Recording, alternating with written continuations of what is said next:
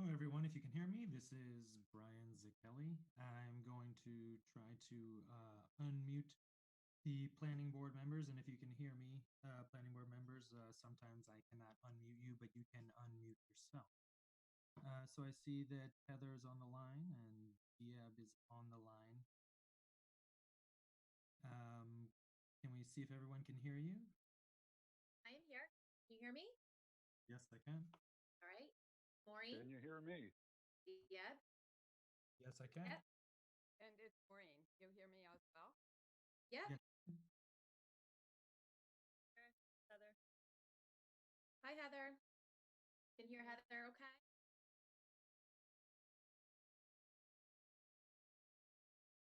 I do not believe I see her. If you can, if Betsy is there on an possibly.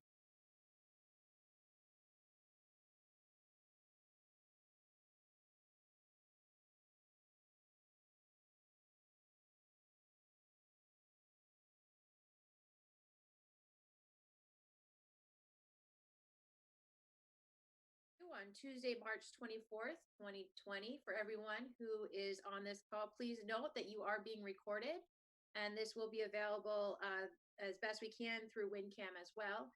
But just so you know, when you speak or if you share your screen, it will be recorded and put on file. I'm Heather Von Mering. I'm chair of the planning board.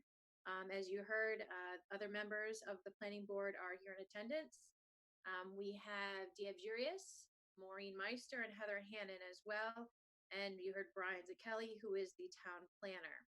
Today on our agenda, we are going to go through a couple updates at 8:15. Well, we're going to start off with the master plan. After the updates, then we're going to go at 8:15 to Dennis Carlone to discuss. He is our consultant regarding 654 Main Street. And also then thereafter discuss 9:30 Abbey Road and the releasing of lots for that subdivision. And at 9:55, any new business. If you can, please mute yourselves if you aren't speaking, just so we don't, everyone can hear those who are speaking at the time.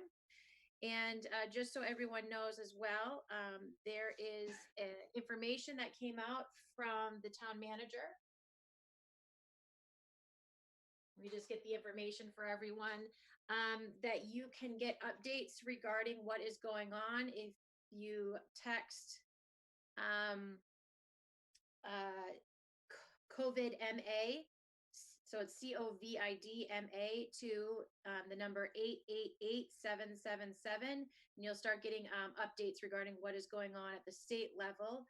On a local level, the local election has been set back. The select board will be meeting to reset that date, but it will not be occurring as it currently was set on the calendar. And town meeting is also being discussed for changing that as well. So keep up with that. All information regarding what is going on with government during this time can be found at winchester.us. As I said previously, the planning board is going to continue to do our work that we have the best that we can during this time, as a lot of people and a lot of employees and staff, not only in the town but outside in the greater Boston region, are relying on us to give them some information so they can keep working. So we're going to do the best that we can with what we have before us and the opportunities that our residents have.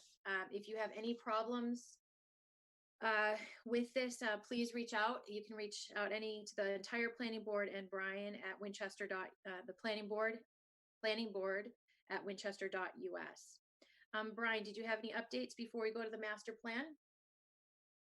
Not right now. I'm having a little technical difficulties, but no updates at the moment. I'm going to interrupt. It's Maureen. Brian, we spoke about identifying who else is in the meeting. If this were a public meeting, normally we know who's with us, and that's desirable, I think, for us as elected members of the community to know who's with us. Sure. Hold on a second.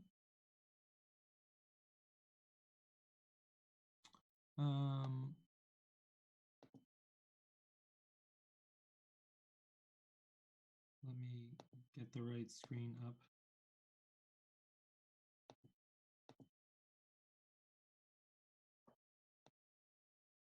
Okay, so according, there are 15 people on the line. We have I read as town manager, by the way, in case anyone who's doesn't know, but this is Brian Zakelli, the town planner, but I'm under the town manager's account for the public meetings that we're having on evenings. And I see we have Dia Jarius, Maureen Meister, Anna Callahan is here from the JM Goldson, Heather Hannon from the planning board, Heather Von Mering from the planning board, Jennifer Goldson from JM Goldston. I see John, I believe that might be, I'm gonna, you want to identify yourself, John. I have unmuted you. John Serbier from the Housing Partnership Board. Hello, John, thank you.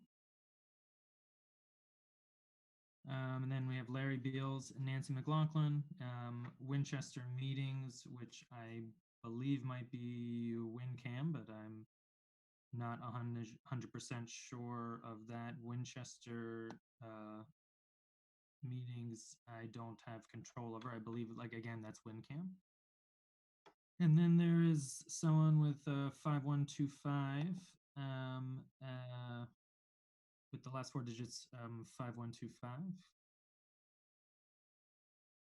You are free to identify yourself.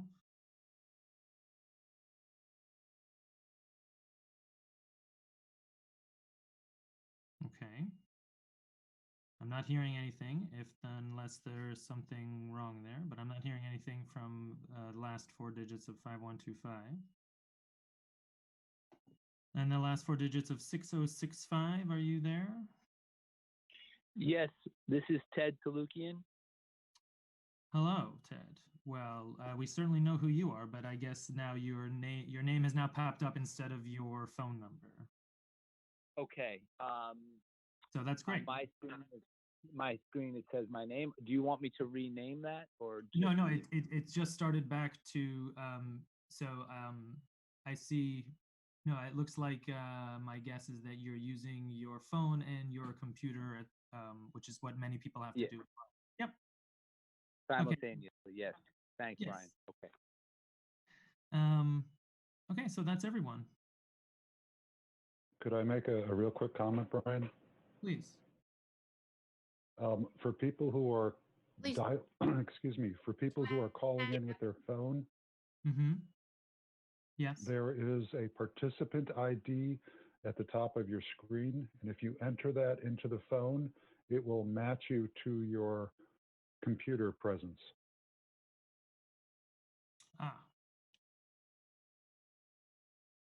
So if anyone's listening out there, you can pair your telephone if you're calling in using your pair ID with when you log into the computer, when you log into Zoom online, zoom.us. Okay. Okay.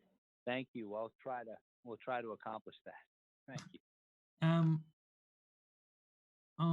All right. Yeah, the only updates that I were going to give were really basically that email that Lisa had forwarded to everyone. So that's what I was going to share, Heather. But otherwise, yes. All right, then why don't we move onward to the master plan? So for everyone joining us and is unfamiliar with what we're discussing, today is actually, we have the final draft of the master plan before the planning board to discuss, make last changes if there are any, and hopefully vote it in. Before though we begin that, I really want to take a moment to thank the project team who worked on this. A few of them are on this call with us. From JM Goldson LLC, we have Jennifer Goldson, who is the founder and managing director. We also have Anna Callahan, who behind the scenes was the main person who was pulling all of the comments and everything that were coming in at the last minute to get the draft where it is today. So thank you so much, because in this time, I know, Anna, that was really difficult. Barry Fradkin, who worked with community planning analysis, and Avery Wolf, who also was a community planning associate from that project team. There are a handful more from RKG, Nelson Nygaard Consulting Associates, Bob Mitchell from AICP Planning Consultant, and Tool Design as well. So I just want to make sure that everyone on the project team knows how grateful the planning board is for all of the work that you did to get this master plan to where it is, for us to be able to discuss it and consider voting it in as the town's master plan this evening. So thank you so much for all of that. I know that there are a couple changes that were requests that the planning board wanted to quickly go through and talk about.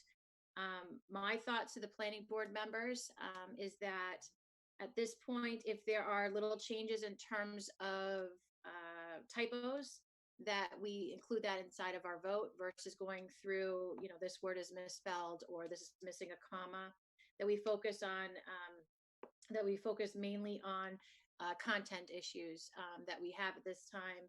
And hopefully that is acceptable to the planning board at this moment. So, Dieb, I know you had sent an email about an hour ago with your items. Do you want to just go through that list real quick? And we'll make sure we're all. Yeah. Hang on, it's Maureen. They're up. Yeah, I did read them. I don't see anything substantive there unless Dieb wants to highlight something, but I thought they all were fine. I was fine with them too. Yeah. Did you have a chance to read them? I just saw that they didn't look like content, so I didn't look carefully. Yeah, my comments, I reviewed it. I didn't have any concerns with yours at all. Is there anything you wanted to talk about? I was gonna go around. No, table. I'm fine. There's nothing substantive there. Okay. Thanks, Dieb. Heather, Hannon, did you have any substantive changes that you wanted to discuss? No. Okay. Maureen? And so I think it's appropriate to say Heather Von Meering and I spoke yesterday, was it? Yeah. And there were some changes between the document that came out and we wrapped up at the last meeting of the steering committee, the master plan steering committee, and that came in this weekend. And so I was surprised by them. I think Heather and I have reached some ideas of where this could go. So Heather, I did send you a follow-up this morning. I hope you had a chance to look at it. I looked at it very briefly, but I felt it was most appropriate to talk about it as a planning board. Well, in that case, people are going to have to bear with us. And I also am wanting, I think we had an understanding of what this was all about. So I just don't want to head off a cliff if you think I didn't understand. What I observed was that it's the whole, I think, nut of it revolves around A1.1, which had to do with the balancing. I don't remember exactly. It'd take too long for me to start pulling all this apart. But it had to do with balancing growth with preserving the existing community. And in that section, which started in January and continuing through every version until and including the final version seen by the steering committee, A1.1 had been about adding capacity to do review relating to, and it did end up saying mostly preservation or historic resources, but it also was about trying to guide design of new construction. So that got, the way it was phrased, let me just pick it up.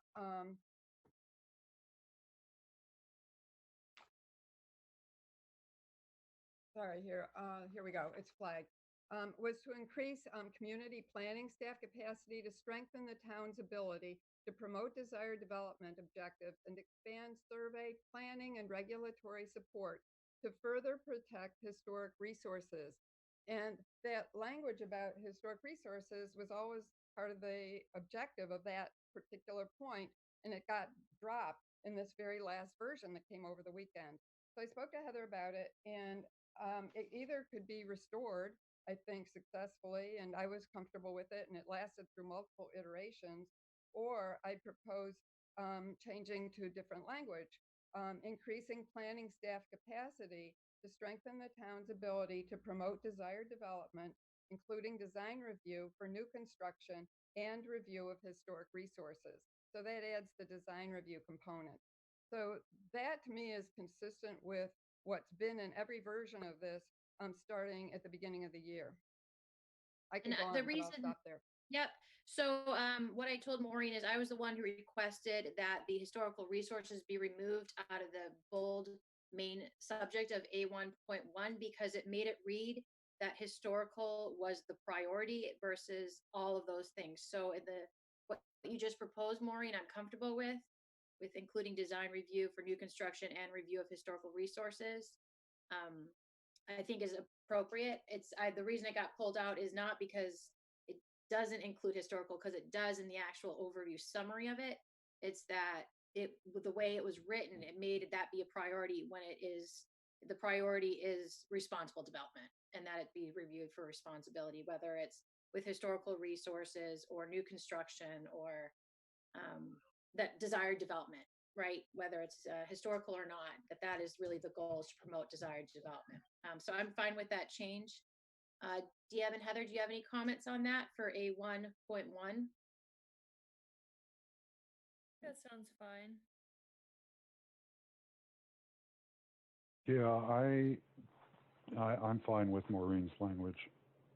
Okay. And then as a follow-up, I also spoke to Heather about the, in the, I guess, what's it called? The action plan. There's more, and it was about accessibility. And as I said to Heather yesterday, I've both pushed 2 kids in strollers and had a mom with a walker. So I'm very respectful of this. It's just the way it's viewed there and where it lands. And it's put in with the same umbrella as this A1.1. What I think and what I proposed to Heather, and I spent some time on it this morning thinking, well, what's this really doing, or what are we trying to achieve here? Heather, if I understood correctly, there was a desire to add review of accessibility, particularly with special permits and site plan review, to make sure that let's see, in Winchester it's called the Access Commission, am I right? Disability Access Commission. Give them a chance to also review projects when they come in under special permit and site plan review. So first of all, I should stop and ask Heather, am I understanding correctly? Is that the issue we're trying to address? Yes, some of this language came in from others in the community, and I think what really with A1.1 is planning staff capacity, but we actually have a disability access commission. We have someone who is actually staff that supports the disability component of our town, and so I think what happened is it got put into A1.1, but really it's more coordination and coordination and information, and then including the Disability Access Commission in the review of a permit under zoning. That it wasn't that the planning staff would take over the responsibility of the disability. Brian, what is the title of the staff? Oh, I have it's the ADA coordinator. I just looked it Yeah, up the this ADA, morning. that the planning board is not looking to take over the ADA coordinator's position. We are looking to work more closely with the ADA coordinator. And then as a follow-up, Heather, absolutely, we're totally in connect. We're thinking we're overlapping totally there. I would think that this topic, this concern that was brought to our attention at the last meeting, would fit more comfortably under building community, and that it could be an add-in to D2.2. Now, Brian, that's going to require a little shuffling there, but it would be a new D.2.2, and everything 0.2 becomes 0.3, 0.3 becomes 0.4, if you follow me. Because I thought it would work well in D. Let's see, higher town communications and engagement. No, that's not, something's funny there. Oh, man. Let's see, this is not what I want. Action Is plan. this the action plan, Brian? Yes. So Yep. where I'm looking, You're in the pages. oh boy. But these, I'm looking I at the think it action actually would plan. fit under D2.1. In addition, is if you look under D2.1, it's update zoning bylaw and regulations with modernized inclusive language. Yes, it's talking about the whole thing, Right. but it should also say that it also includes more coordination, that, you know, boards and commissions also include the disability Right. in that. And so I don't think we need a new one. I think we can include it in strategy D2.1. So if anyone Yep. who is looking at it, it's talking about updating our zoning bylaws and regulations with modernized inclusive language. And in the zoning, what became pretty clear through this process with the Disability Access Commission is that we have not been having them review our site plan special permit, and that they should be included into the zoning bylaw to be one of the boards or commissions who reviews them for feedback, to confirm that we're using universal design and strategies when appropriate.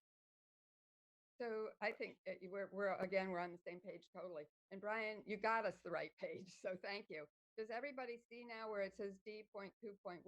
And I thought it would follow, because this one's update the zoning bylaws and regs with modernized and inclusive language. It could be a new D2.2, and then what is 2 becomes 3, and what is 3 becomes 4. But it could, if this is what was requested, I think this is a logical idea to update the zoning bylaw. And I'll tell you what I wrote.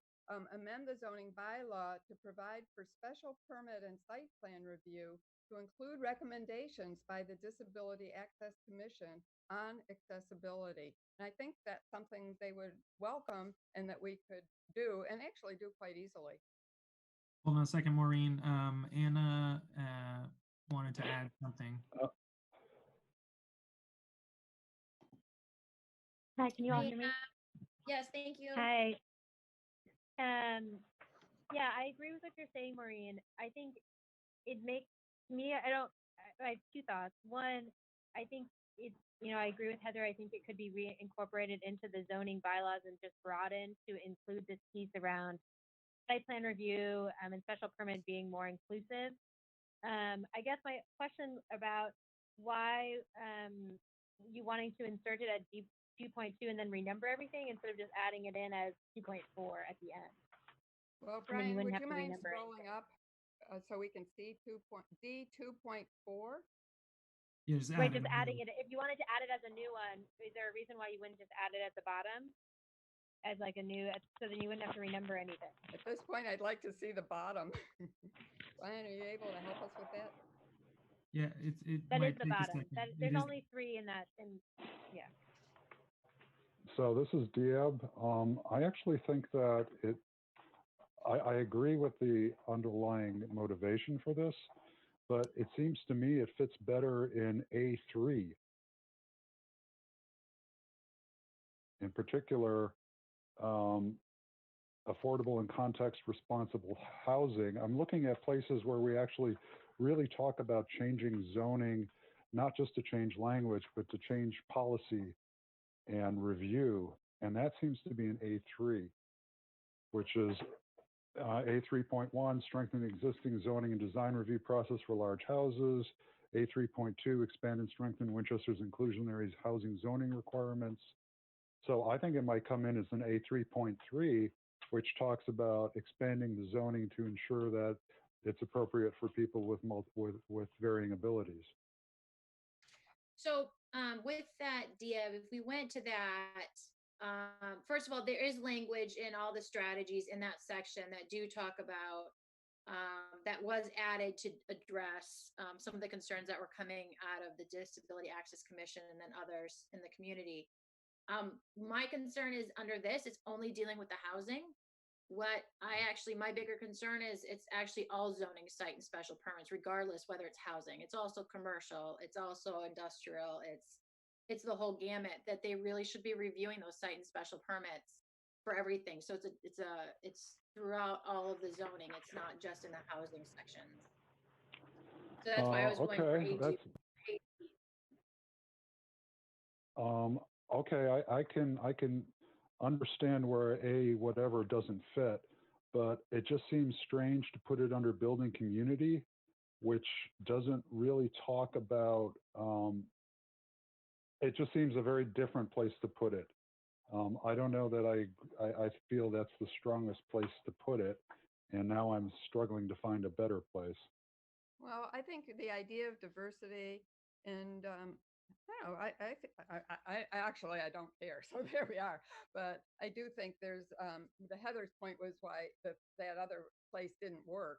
So we're working with a framework that's pretty well what we're close to done. So I think we want to work with the framework we've got, and that's why D I thought made some sense because it also acknowledges that people come in with their various types of diversity, and this is one aspect of diversity. A5.3 would work, actually, if you just created a new A5.3, which is encouraging contextually responsive new development. New development will be carefully planned and appropriately scaled with a focus on creating denser development in some areas, but it's really talking about contextual development. Could do it there. Anna, did you have any thoughts on the best place to put?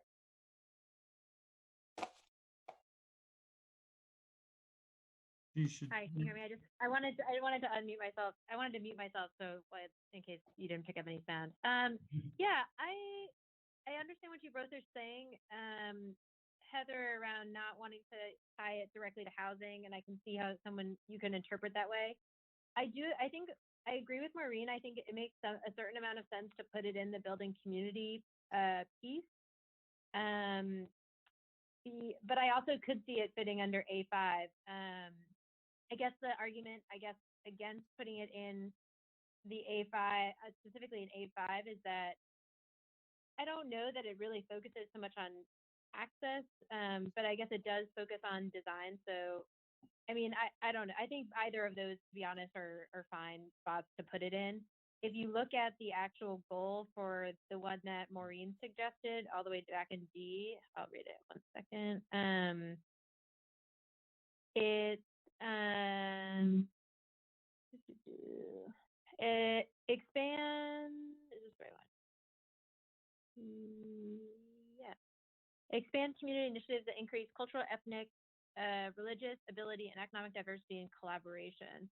So I guess, I mean, I see that it makes sense to incorporate stuff around ability, although it doesn't really get directly at inclusive development specifically. So I guess the goal, if I'm thinking about, I'm sorry, this is not really coherent thought process. I'm sort of like thinking through it as I talk, but the proposed piece that Maureen talks about, amend the zoning bylaw to provide special permanent site plan review.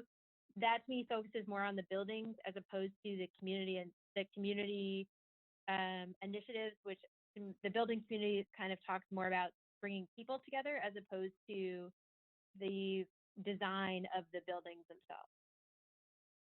And so that's sort of my like two interpretations. So I mean, sort of long and short is I don't see there being a bad place to put it, to be honest. I can see arguments for both areas. I don't know, Jen, if you have any thoughts as well. Yeah, I'm trying to figure it out on the fly too here, Anna. So I'm actually wondering if we need to look at maybe going back to one of the goals and adjusting it a little bit so that it more clearly relates to accessibility in regard to development in particular.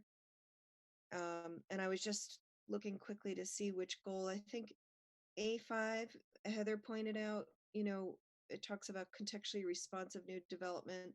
We could maybe wordsmith that goal a bit so that it does talk about accessibility, or I don't want to wordsmith it on the fly, but maybe broadening that goal a little bit so that it fits better in there, because this is talking about all types of development, not just housing. And the building community is really talking about, it's more about the people and the facilities for people to meet and collaborate and to have a diverse community. I see it less as talking about the built environment and more about the idea of community as diversity. You know, I can see that they're all related, but I think that the real focus of the disability and the accessibility integration is about the development piece. So Jen, I just want Yeah. to jump in because I know Yeah. everybody's flipping through pages, and maybe Yeah. Brian can help us on page 47 of the goals, because that's actually where I started when I thought, well, where does this fit? And I looked at the goals page, so that's how I landed there. And it does have, one of the goals is increase and improve spaces for community events. And that's about physical places. So I do think some aspect of building community is already in that section that's tied to the land, the buildings. And then the last goal on page 47 is build a welcoming and supportive community. And to me, I thought, well, this is about building a welcoming and supportive community for people of all sorts of abilities and limitations. So I thought it was logical there. But again, I can, like everybody else, it sounds like, put it somewhere. But maybe Brian, I'm can you just comfortable with either location. I don't think I'm happy with either location. Is the point is having that in there and that it is of a priority. So I am fine with wherever, if whatever, whichever section we want to put it in, as long as it's a strategy and it's in there and it is under one of those two goals, I'm fine with that. Could Brian just bring up page 47? So It's we up. have one last look at it. It's up now. I guess I get a lag here. Yeah.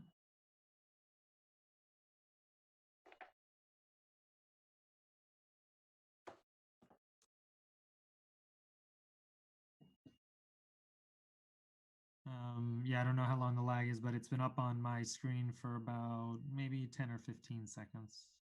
Yep. Interesting. Okay, this shows the Yeah, problem yeah. some of us are living with.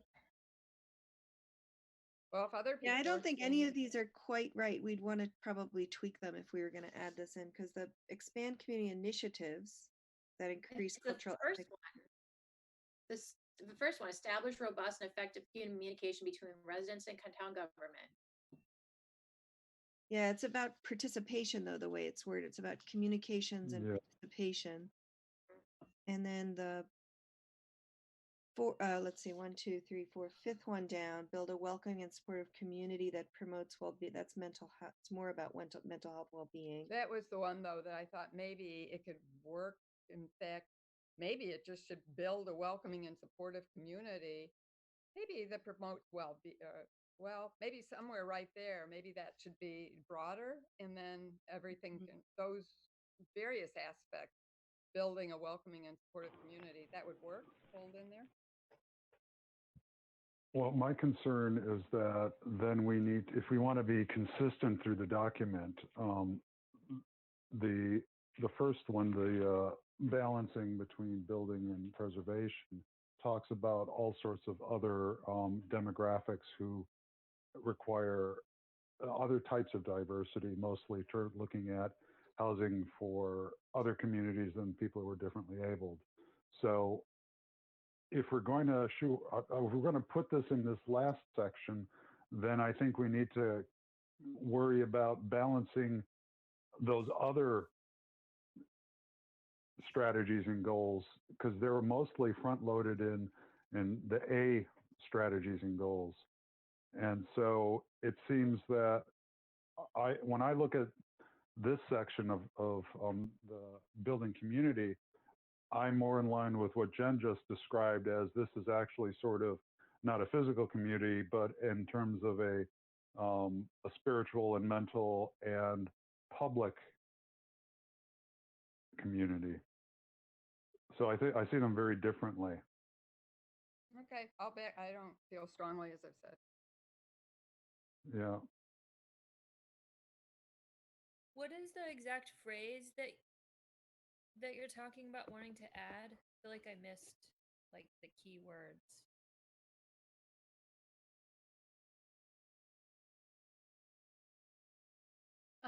That it is amend the zoning bylaw to provide for special permit and site plan review to include recommendations by the Disability Access Commission on accessibility.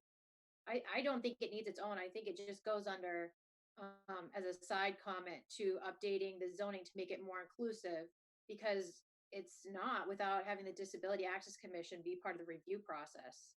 And That we makes could, I sense don't to think me, it needs its Heather. own number. I think it could just go under D2.1. And it, in the, not as a title, but it's missing the inclusive language of including design review for the disability. The Disability Access Commission, it's not inclusive because it doesn't include them. And they should be reviewing them. So I just think it fits on inside D2.1, not in the title, but in the actual summary of D2.1. Action Include, plan, in maybe. addition, it I should be think that would- noted to that with the zoning should be amended to include, it doesn't really need it standalone. The issue is that that the zoning has not been including the Disability Access Commission for feedback. Is everyone okay with that? I am. Deb? As long as it's in there, I think that's the important thing. So sure. Okay. So we'll put it under D2.1 in the description in the action plan.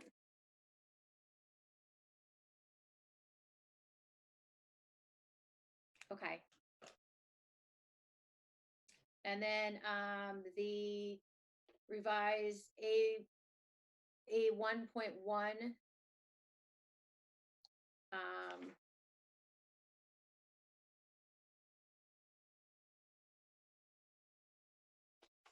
hold on.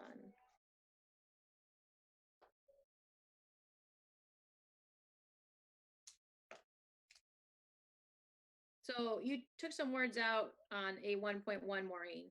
Oh, just the word community. I didn't, Yeah. I was trying to tighten it up. So what I proposed was just to keep it not, well, I just took out the word community. I didn't think it was necessary.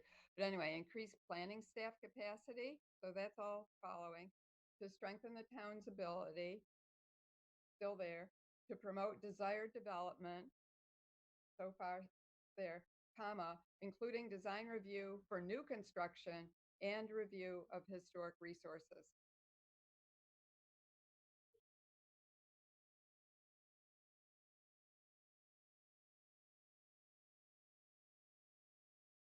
Are we okay? I Good yeah, with me. think if this is already written, then it makes sense to just send. Is this as yeah? If it's already written, to just because I would imagine that this is certainly kind of it's the last time that the entire group would be here, but basically I think after this it looks like we're focusing on the placemat final kind of the last thing. But other than that, but I guess the point is that if you have it written, I think it makes sense to, if we could just send it or to everyone, and then we could just it would be a lot easier. Brian, can you copy and paste A 1.1 from your computer screen and pull up a Word document? Yeah. Okay.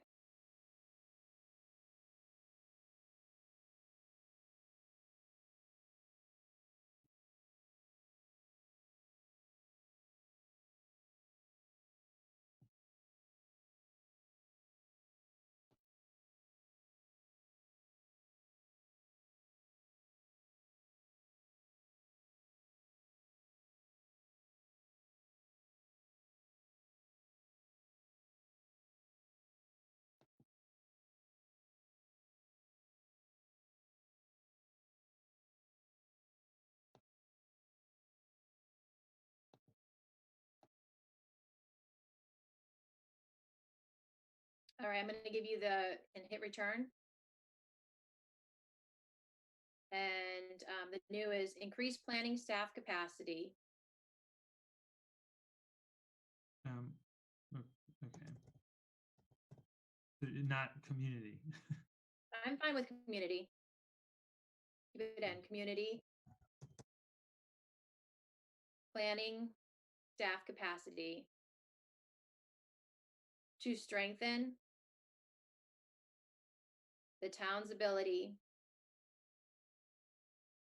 to promote desired development.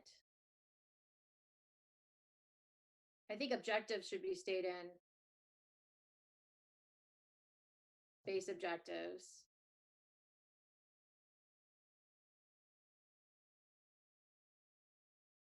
Comma. Including design review for new construction and review of historic resources.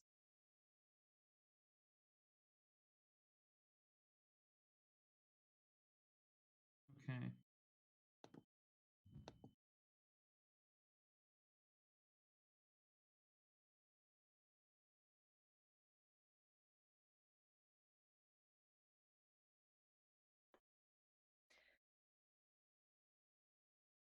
I would like to see it, development objectives, including objectives and expand survey planning and regulatories.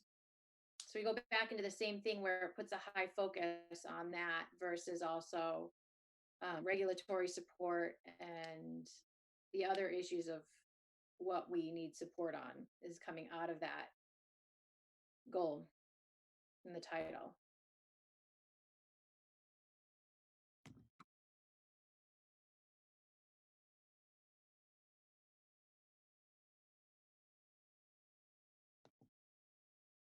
Heather, I didn't quite follow that. Me Do you either. want, Yeah.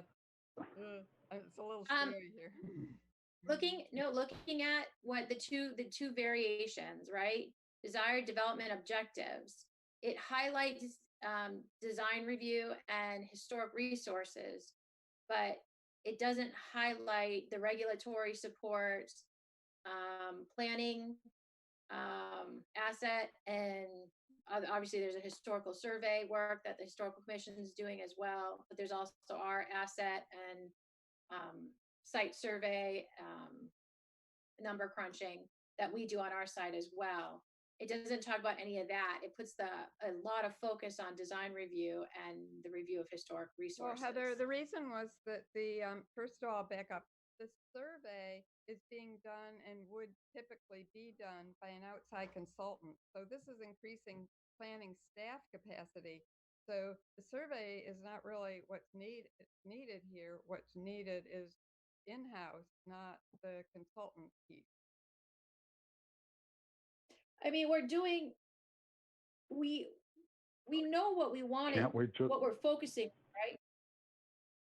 We know what we need. It's just getting the wording correctly to show what we need. We have, spoken to FinCom and town manager at this point regarding, and the department that does staff hiring. I'm blanking, I'm sorry.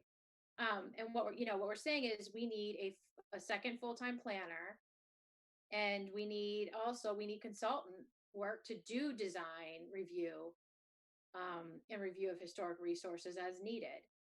So it's staff capacity for supporting the housing production plan, supporting some of the regulatory stuff coming in, because Brian only has so much bandwidth. So Heather, that all is fine. It's just that there needs to be somebody with, and so if you want to add another planner, which is something, how many are we really aiming for? So this gets back to a much earlier discussion months ago. Are we looking for 3 people, or are we figuring the best ask we can make is for 2? I mean, a master plan, you can ask for all sorts of things that you don't expect to happen. But the missing piece right now, the most it's like we don't have it.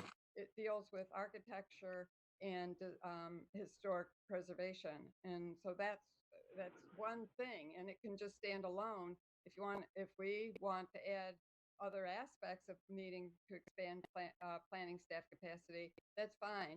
But this particular area needs to be called out, just as we called out zoning enforcement officer or grants writer, or any number of positions, sustainability person.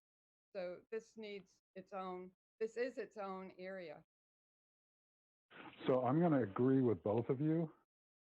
So what I think works was if we take this new language and we simply add the survey planning and regulatory support at the end of that sentence, because we need I think it's important we call out the design review, but I think we also need support in the other areas. So let's just combine this whole thing into one sentence, and I think that covers it all.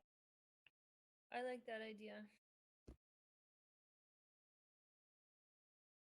Well, I'll just jump in and say, if it's staff capacity, then I guess we can just acknowledge that it doesn't say how many staff people, but somewhere, and maybe then we have to go back to our the action plan.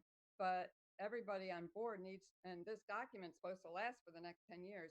People do need to understand the training is very different to do the design and preservation planning. It's just a very different area. So that's why, as I said, pulling them all together under this one little A11 or A1.1 is kind of shrink wrapping very tightly something that really is maybe 2 positions. It doesn't state how many positions Well, that, it is. No, I That's- agree. But Yeah. as I said, I mean, somewhere then maybe it needs to be acknowledged that these are different people. well, I'm looking at the action plan for A1.1, and excuse me, it does talk about hiring. Excuse me. It talks about hiring additional planning staff. Doesn't say the number, with expertise in a whole laundry list of things. And it was the So, laundry list that, right, exactly, that seemed like, ugh. but the point is it does say that we want to hire staff with expertise in, and one of them is historic preservation. So it doesn't actually say that we need to hire one person with all of these or multiple people with specialization in particular areas. So, I mean, I think it gives us the flexibility to hire as we need them. And I think calling out the importance of the design review and historic preservation in the primary strategy, or adding it to the primary strategy, brings it into focus. But the implementation says we just do what we need to do in order to get this strategy done. And I mean, that's sort of the flexibility we need. Yep. So expands. So you're looking at expand design review for new construction and review of historic resources, survey, planning, and regulatory support. Is that what you're looking at, Dieb? Yeah. Well, I With the want to jump appropriate in. Hold on, pieces. hold on a sec. Jennifer Goldson has politely raised her, has been raising her Thank hand, you. or virtually raising her hand. Well, I didn't want to be rude. So if you want to make it a This little is bit your more, last chance. if you want to have the possibility of having this be more than one, I think we were thinking it was probably not multiple people. Annie, you can correct me if I'm remembering that wrong, but the dollar sign we gave it, I think was just a $1 sign. So I would just adjust, if we're talking about 3 people, that's a different, probably a $2 sign. I can't remember offhand what our cutoff was, but just something, a nitpicky thing. But I would just want to make sure we have a range, maybe $1 to $2 signs. Oh, it does say 2. Okay, I didn't see that down there. So maybe we're actually fine. But just to look at that, I don't want to mislead anybody, or maybe we. It fits in the funding cost. The $2 signs is 50 to 250.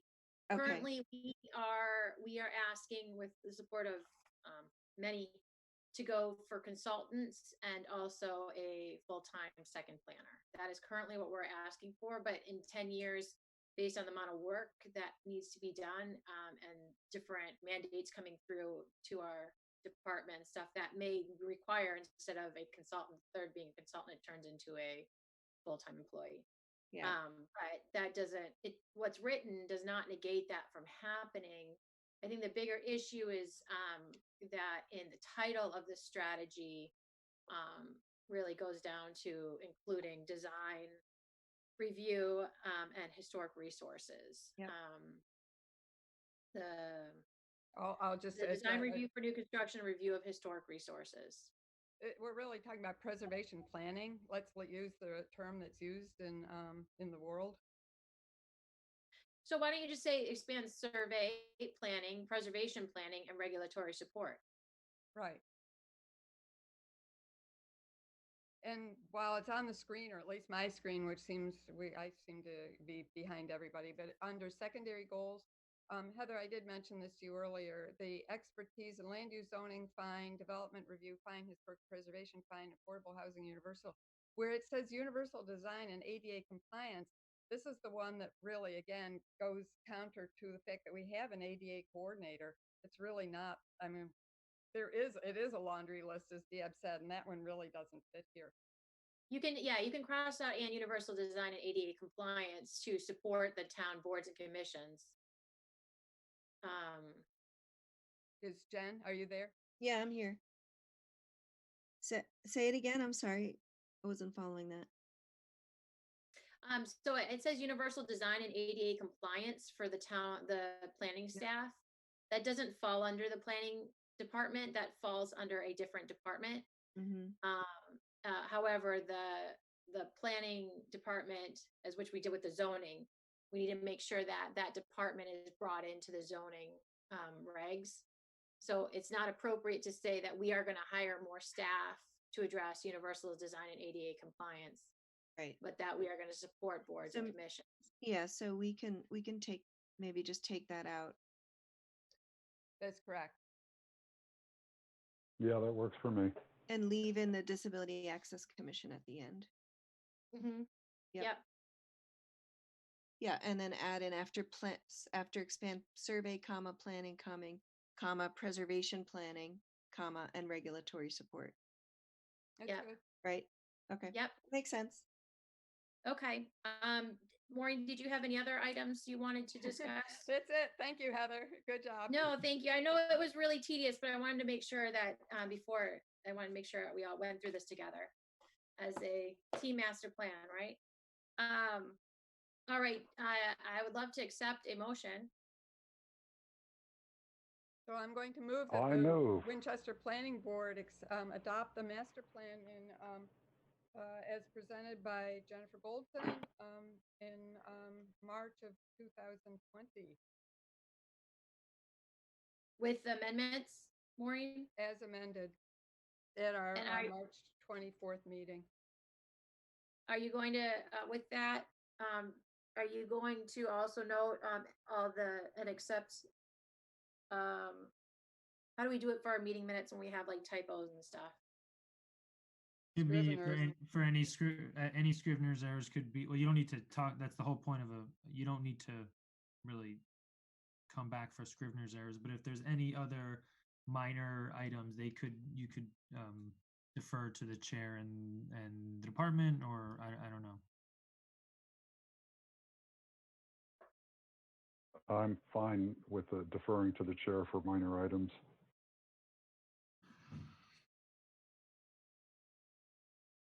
Maureen? Oh, yeah, I have a motion on the table. Are you okay amending it? We're talking about amending it to include that. Oh, I'm sorry. Yes. So moved. Okay.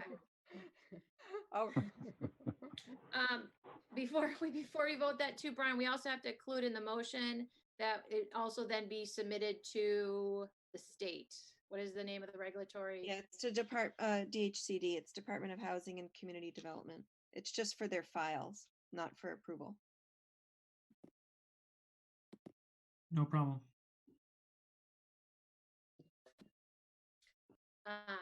I will second the motion.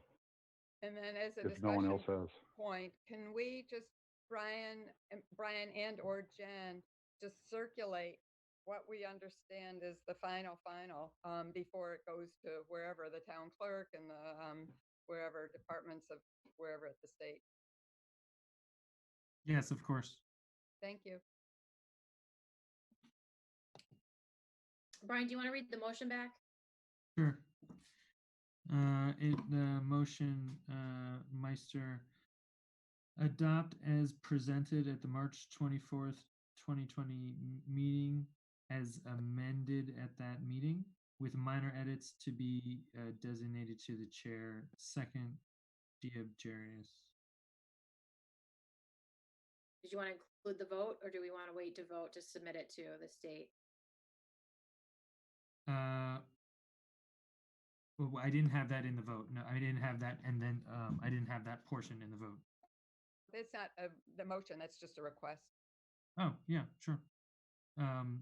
So yeah, I have a first and a second, but there's no vote yet. All right, shall we call the vote? All those in favor, please say your name and your position.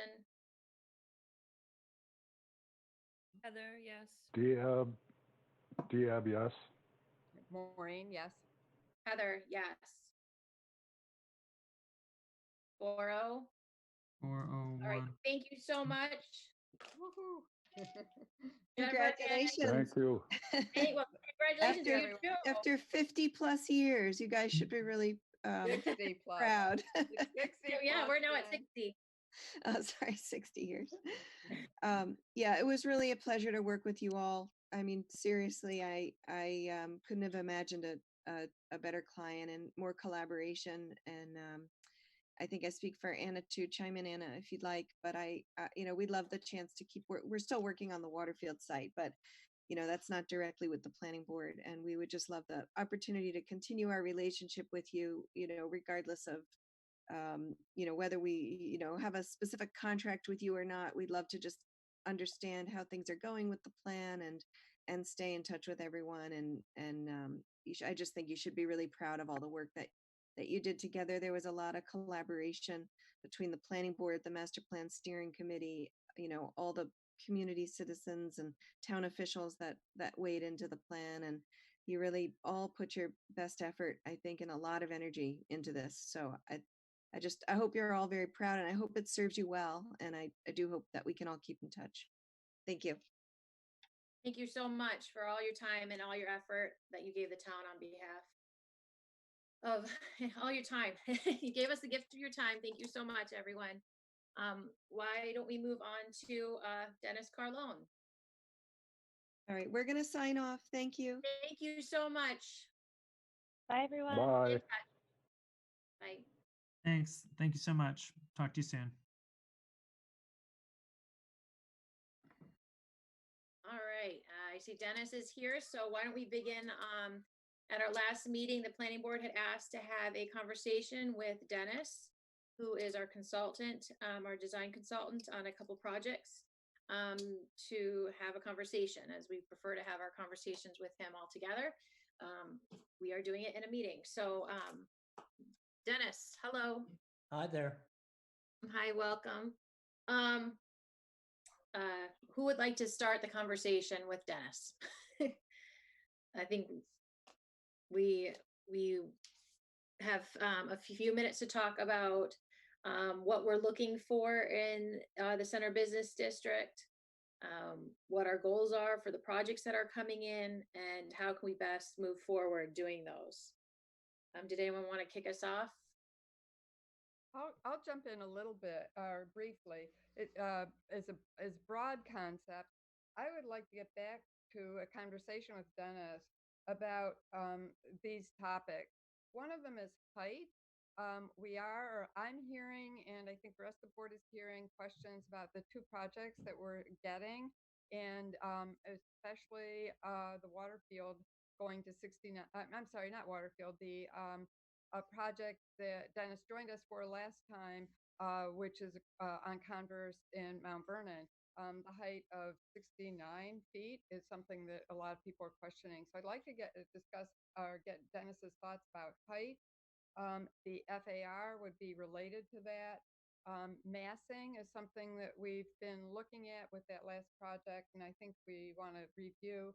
I think Heather Von Meering and I both were talking about what I'll call design or elements of form that are in our zoning bylaw as well as in our CBD reg. And then I think also I did have questions about parking. So when Dennis helped us with the whole CBD project, he had in mind that parking would land in certain places and could be accommodated in certain places. And now, of course, we all know parking does drive project. So I think we want to hear about that. But maybe start with height, because that's been the thing that come up more than anything else. How he feels we should be approaching height in our new development.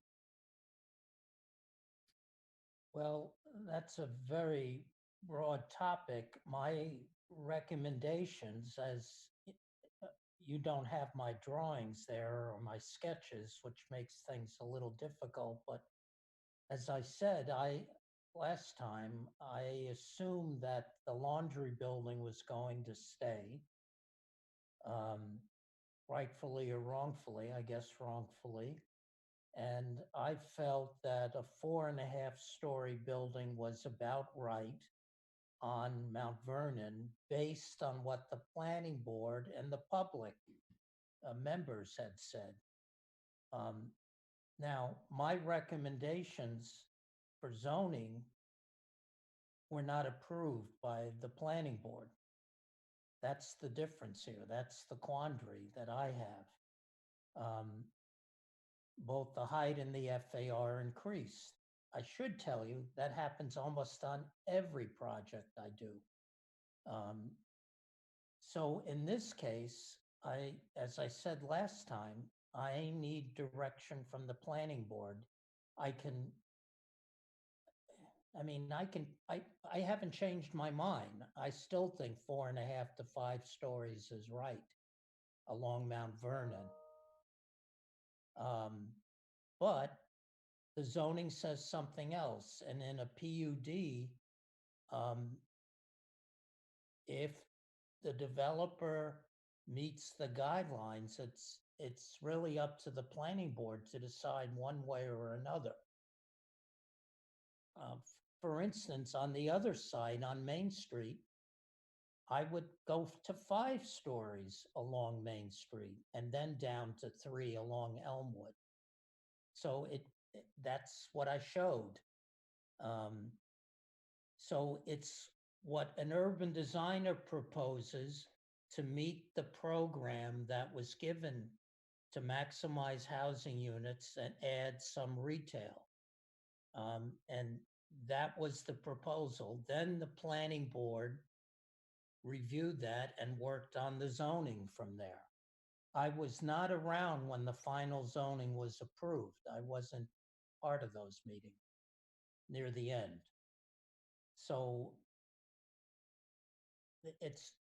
I hate to say this, I can make a case for what I propose completely, and therefore 5 stories along Mount Vernon, no question. As was brought up last time, that has implications on open space. If a 3.0 is what you're going to follow. So the two are really tied together. There's no question that the town is 2.5, 3 stories typically. But that's the turn of the century town, early 1900s. So it is a different world. And that's what we're discussing tonight. What is appropriate? I can say that I thought the architect did a pretty good job, especially for the first round, given the maximum density to try to break it down. I know a number of you didn't agree. I think there are things we could do to make it better, to make it feel better, but it's that extra floor that's going to end up being the issue. Parking, I'm not so sure. I know they want all the parking, but the parking under the open space means no trees where there's parking. So it's a combination of issues, and the limits, the height and the FAR really set it. Set what the design is. So those are my comments. I'm happy to answer more specific ones if you'd like.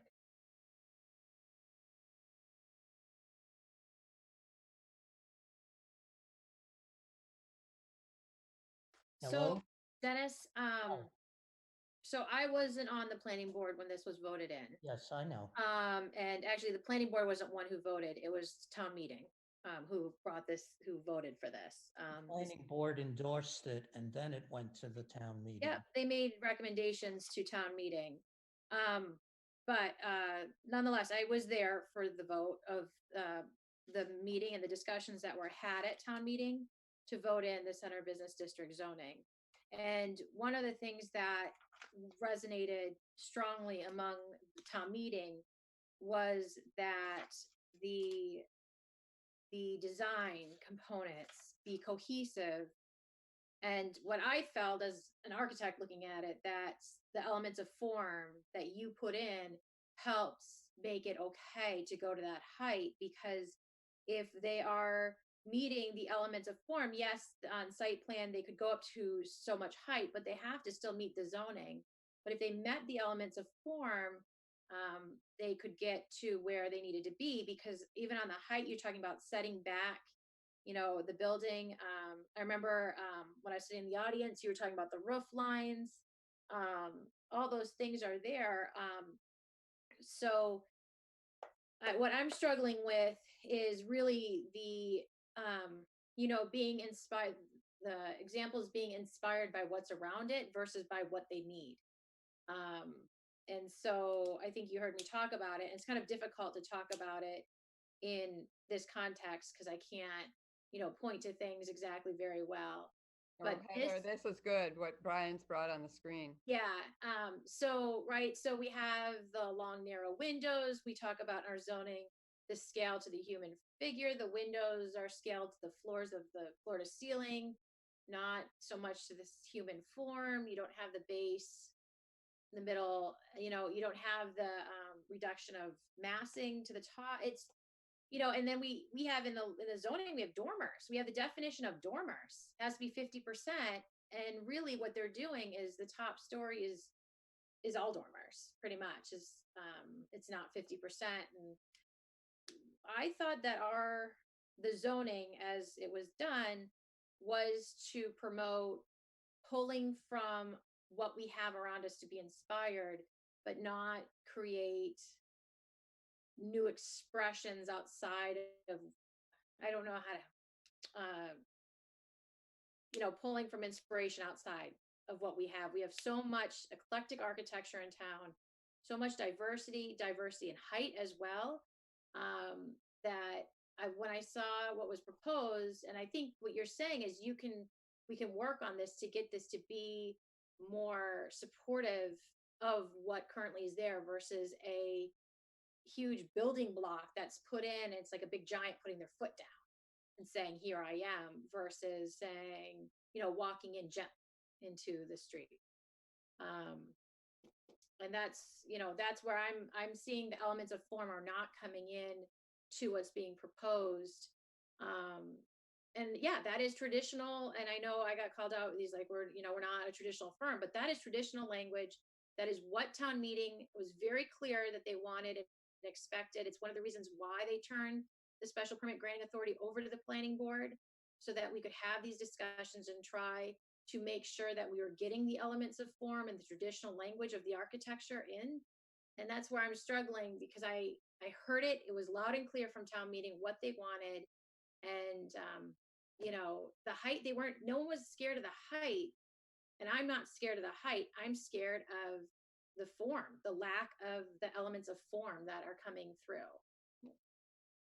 Well, like I said last time, as far as a base, the basics for a base are there. Mm-hmm. It's articulation, a sign band, turning the corner. As far as the upper two floors, you couldn't have a different expression for the roof areas than what is present. Now, could they be altered? Sure. I've thought of some things. I haven't had the chance to speak with the architect, and that would come later. I would say that the planning board should say we reaffirm that there needs to be a base, a middle, and a top. And of course, there's a middle. Now, the middle shifts in height.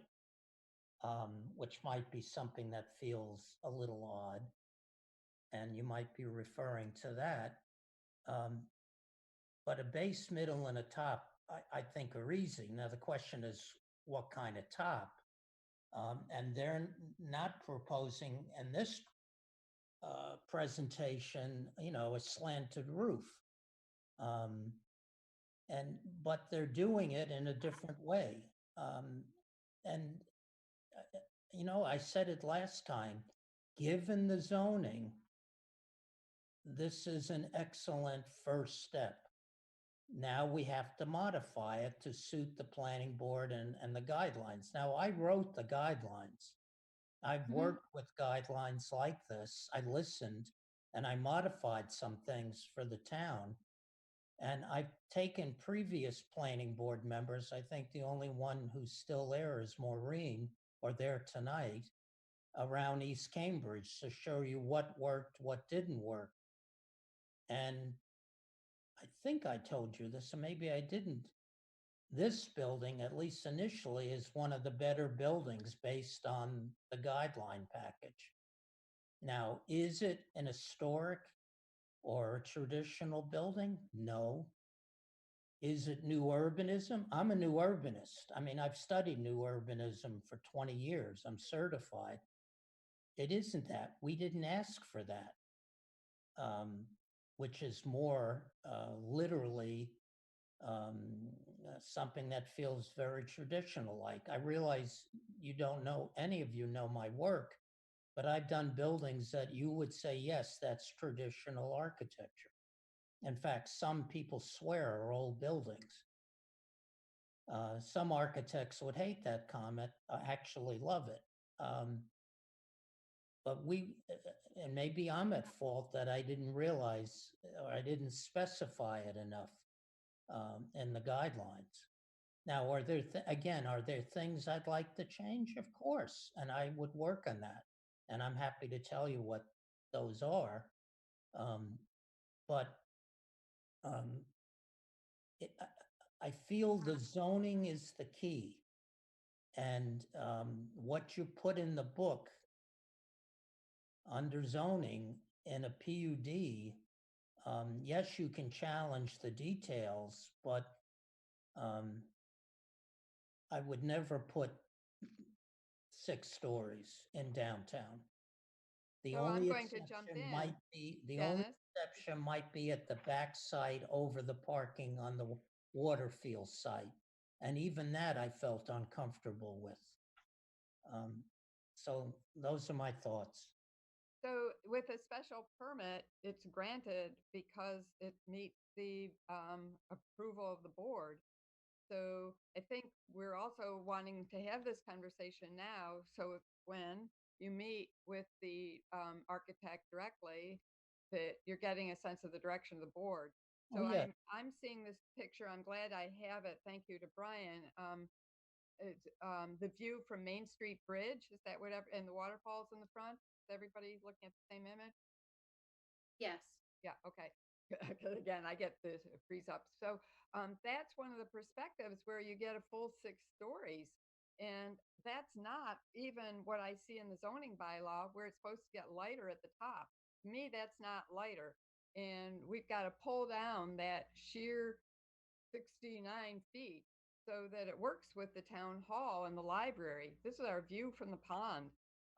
It's just, I think our zoning, I can't say that I endorsed all that FAR and that height. At that point, it was really a scramble, and I was present certainly, but people were just kind of throwing numbers out and just letting them stick and moving on so we could finish and wrap up and get to town meeting. I wish it were a better process, but it was all at the end. The numbers were what came at the end. So now we've got the numbers we've got, but it's still a special permit, and there's still very good language in there that would be supported by lightening our asking to get that building lighter at the top. I also want to say that that idea of this slanted roof, well, it's sort of embedded in those, I guess you'll call them, the architect called them lanterns, but these dormers, but those aren't dormers. This is just more verticality. So I think we need to pull down the 6 stories and that sheer 69 feet, pull it way down so it lightens at the top. I'm not saying how much or where it should start setting back, but it needs to set back. So if I could restate what I think I heard, you're saying 5 stories and still the top floor should be set back or on a slant or um, sorry for this word, almost dematerialize. Um, the impact is less. But you're suggesting 5 stories. Well, I didn't get to 5. I would actually start at 4, but maybe it's even something as I'm not going to design this building from a picture on a screen, but maybe it's only I don't know what, a 6-foot setback, but it needs some sort of setback to break up that sheer wall that you see when you're looking across the pond. So no, I'm not saying 5. I'm saying maybe even 4, maybe 3. But I'm sure they take as many as they get. But not 5. That's very tall for Winchester. That was your idea, and I would agree with you of the maximum, which would have included the top story. So that's what I'm talking about. we're talking more like 4.5. So let's get that base mass, and if it's going to build up some more, fine. But it needs to start setting back. If we take off the top floor, it's about a 2.5 FAR if you keep the existing plan. If you take off 2 floors, it's a 2.0 with the existing plan, which is 2/3 of what zoning says. Well, that maybe, so you want to put more back in? Yeah, I think 2.5 is possible. I think with some modifications it can work, but that takes off 1/4 of the units, which I think were 35. I'm trying to remember now. So that's a significant amount. The developer would certainly have to feel that. On the opposite is, as the architect mentioned last time, you don't have the oval park. And you lower it and you fill up that park with building. I'm not for that from an urban design, town design point of view, but that is an alternative that I'm sure they'll suggest. So to go into the PUD, Dennis, in the Mhm. section 7.314 of the PUD, it notes that to go and use the dimensions that a PUD offers, that you need to have, it said it's in the zoning, it is expected that any residential component within a PUD will provide a diversity of housing types, Mhm. price points, and sizes to accommodate a wide range of ages and economic level. Mhm. So when you review it, I want to make sure that if they're gonna look into the PUD and using those dimensions, that they are meeting the purpose of a PUD, and not just because the building or the lot lies in a PUD that they're just going to use those dimensions. That they really are going for the purpose of a PUD as well. I think that's a very valid point. So, I know John is listening, but in terms of the price points and the sizes of those units, and they can't all be high end. They can't. And Heather, that's the purpose of thank PUD. you. Because I also noticed that I was reading the zoning bylaw today, and also noted that, and I'm looking, I read it all, but I can't find it right offhand. But we're actually supposed to be informed about the numbers of units, the expected sale price of the units, and so on. So we're supposed to get a real commitment as we allow for this greater height.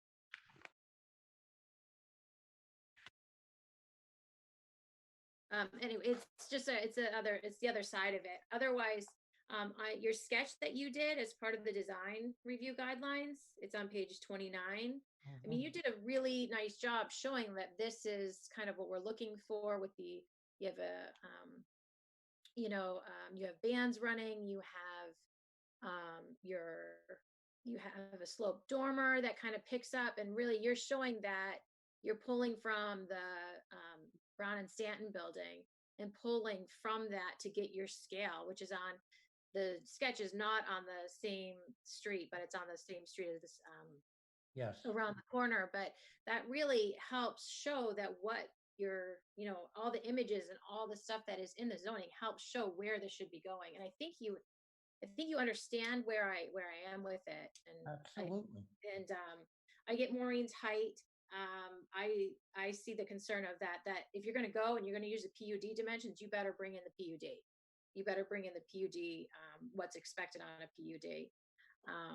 And I know that if you did take that site and you did all high-end condos, that they would most likely sell. You're on the water, you have great views from all those units. But to get to that height, the town really wanted to have this diversity in the housing stock, and we got to make sure it's there if we're going to go to that height anywhere in the center business district that uses the PUD dimension.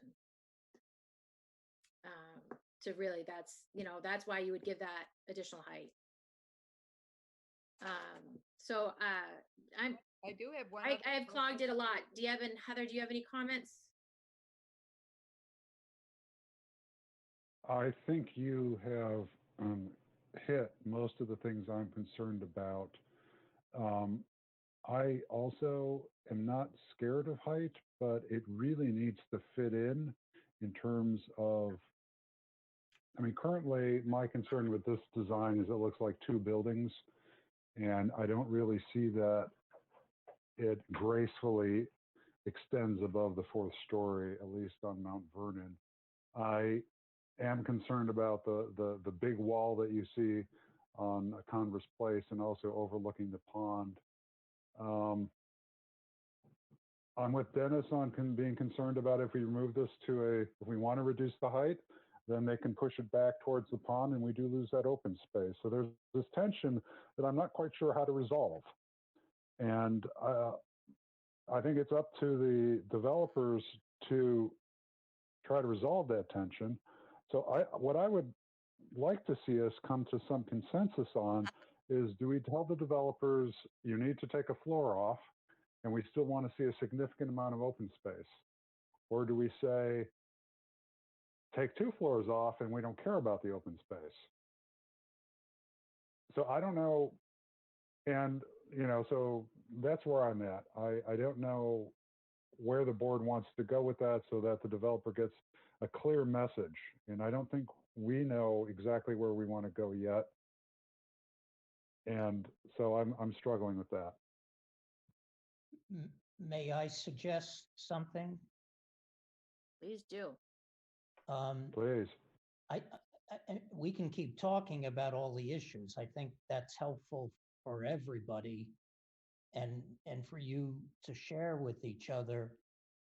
Since this is a pre-application package that we looked at last time, this is pretty advanced for a pre-application package. And it takes a lot of confidence to do that. But the beauty of that is your comments now are extremely informed, and the architect and the development team know that. And I'm very happy with Brian, if he's available, to meet with the development team 6 feet apart, meet with the development team and go over this and talk about alternatives. And maybe the next step is, all right, not in as much detail, but produce 2 alternatives. One filling the open space at a lower 2 floors less, or some other alternative that suits the developer more, trying to solve the issues. I think I'm thinking now back at Heather's comment about the windows going seemingly to the floor. She's correct. Well, they don't necessarily have to do that. And the window itself could be a little wider to be more human scale. But that was their attempt to make it feel like a modern window that's close to human scale. Oh, the windows also accentuate the height Yeah, because they're small and slender versus if they're different shape, you could actually help not accentuate the height. If you did more of a 6/3, 6/6 versus the small and slender. Um, okay. Well, the reason the planning board wanted to meet with you is so that we could turn it over at this point, so you kind of had a general understanding where we're all at to have those conversations without us there. I have a couple things, Heather. Are we done? Oh, I'm sorry. Go ahead, Heather. My apologies. In terms of the height, I think it's helpful to look at some examples for everybody, like not just us, but the public, of what other buildings we could go look at that have that massing and height. Like I really love the apartment building on Vine Street, and that I just looked it up. It looks like at the bottom it's 6 stories. I don't know how tall it is. But I also think that like my opinions about height have a lot to do with the design. And I've seen, I liked the design, some of the examples that the architect showed us in their first presentation. So I've been feeling maybe more confident than some of you that the final design would be detailed enough. I mean, like in the facade and the materials, that we would end up liking it just from some of the things they showed. So I'm also not as concerned about traditional style since I liked some of their examples. And I think using brick helps like mitigate that it's not traditional. So I don't have really issues with the style so much. I do think that the top floors look too heavy right now. They look too tall and heavy, and I don't know if that's I mean, I think it's the massing, but also the big windows and that it's shown in that darker slate. And I think the top should kind of lift off a little more. I think that's all my thing. that's helpful. I do want to add, because a lot of people talk about, it's called Stetson Hall, or that was its historic name. It's just in terms of the overall mass, just has a much smaller footprint. Yeah. So imagine 4 Stetson Halls all glued together, and that would look different. So I think we've got to keep that in mind. Also, it's on a hill, so where it is, it's not at the tippy top of the hill. So there's that, and we do have our view across from the pond, where Town Hall has always been the dominant building, where this is really going to dominate, and so we've got to really be cognizant of that. I did want to add from Dennis's offer. I think I would like to see what happens if we reduce the open space, because it still could be a shaped open space heading toward the mill pond. And there could be something like a small restaurant or coffee shop and an animated space that spills out overlooking the mill pond and that is adjacent to Mount Vernon Street. So it's possible that if it's a good, smaller open space, that may be the right mix. But I think the idea of getting a couple of options would be helpful for us to see what the trade-off is. So is the planning board comfortable at this time to let Dennis go forward and meet with the two development teams? We're going to meet obviously right now regarding 654 Main Street, but are you guys comfortable with letting him go meet with them and then report back either in a memo or to us in a meeting? Yes, I prefer a meeting, but yes, thank you. Okay. Yeah, I am. Go ahead, Diab. Yeah, sorry. I seem to have a lag on my phone when I keep interrupting you. My apologies. Yeah, I'm comfortable with that. I think Dennis understands our concerns. As a really brief aside, I have been having the darndest time finding the CVD design document on the town's website. So if someone could send me a link, because I can't seem to find it on my laptop, I'd appreciate that. Thank you. Ryan, you have that note? Yeah, I can. It is on the planning board's, or it should be on the planning board's website. I can even show you. possibly. But yes, Oh, that would be great. Because for the last 5 minutes, I have been searching and paying attention. Heather, are you comfortable with that? I think I missed what he was asking for. Are you comfortable with Dennis going forward to meet with the development teams without Oh, us yeah. present? Yeah, I said that. Okay. All right, so let's do that going forward, and let's move onward on our agenda to 654 Main Street. Sound good? Can I just add something, Heather? Excuse Go me. ahead. I think you all were consistent with your concerns and what you felt good about. Some didn't mind the height, some did. This is all informative. And this is part of the creative process, as you know. The other thing that makes me feel more comfortable is I am impressed with the architect on this team and with the work that's been done, a 4-story building in Beacon Hill that you saw, the hotel, and then, although I haven't visited it yet, in the Back Bay, there's a complex that has a lot of character and richness. So it's just a matter of working at it. Again, for a pre-application, this is a pretty highly detailed initial perspective of what they have in mind. So I think we can get there. I really do. And thank you. Thank you, Dennis. Yeah, no, I think I mean, I've been really impressed with them as well. I just think we need to have someone be the work through it more with them. And my whole goal of the pre-application meetings is to try to make it so they don't go and do a huge application, come before us, and then, it just falls apart. It's trying to work to get to where the town needs this project to be. But yes, you're right. Their projects that they have and done are lovely, and they definitely have the skills in there to make this happen, especially with your support, helping us with communication and progress through that. So thank you so much, Dennis, for coming in as our consultant for this. And you're staying, right, for 654 Main Street? I hope so. Okay, good. All right. So let's move on to 654 Main Street. I see that there are a lot of more people that have joined us since we started the meeting. Maureen, I know you had asked who was here. I see some names that I can give you.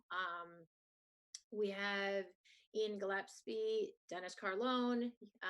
We have John Serbier, Heather Hannon, Diab Jurius, Nancy McLaughlin,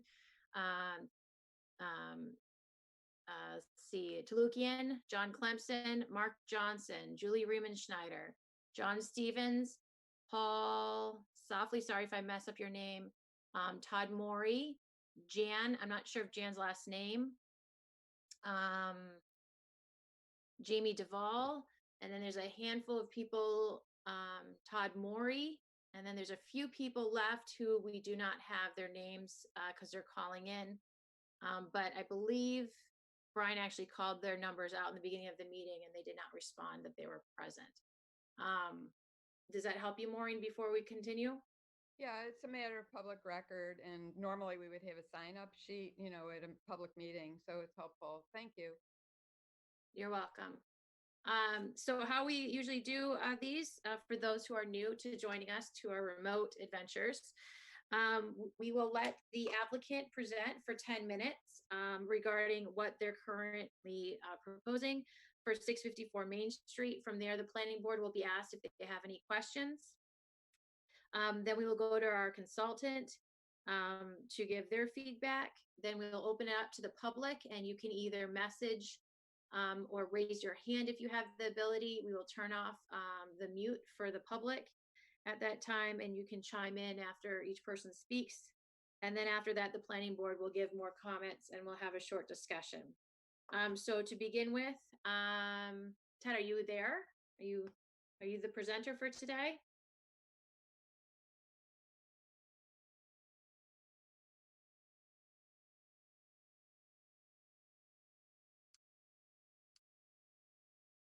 Heather, Yep, there you are. Heather, Hello. I just realized I had to unmute myself. Thank you. That's So, all right. Thank can you you so hear me much okay? for joining us and for your patience. Yep, we can hear No, you just thank you. fine.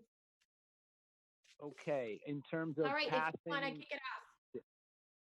yeah, will you be turning the slides, Heather, or will I be doing that? Brian will be doing it for you. So you just say next Okay. slide and he'll do it for you when you call it. Excellent. Okay, so thank you for organizing this.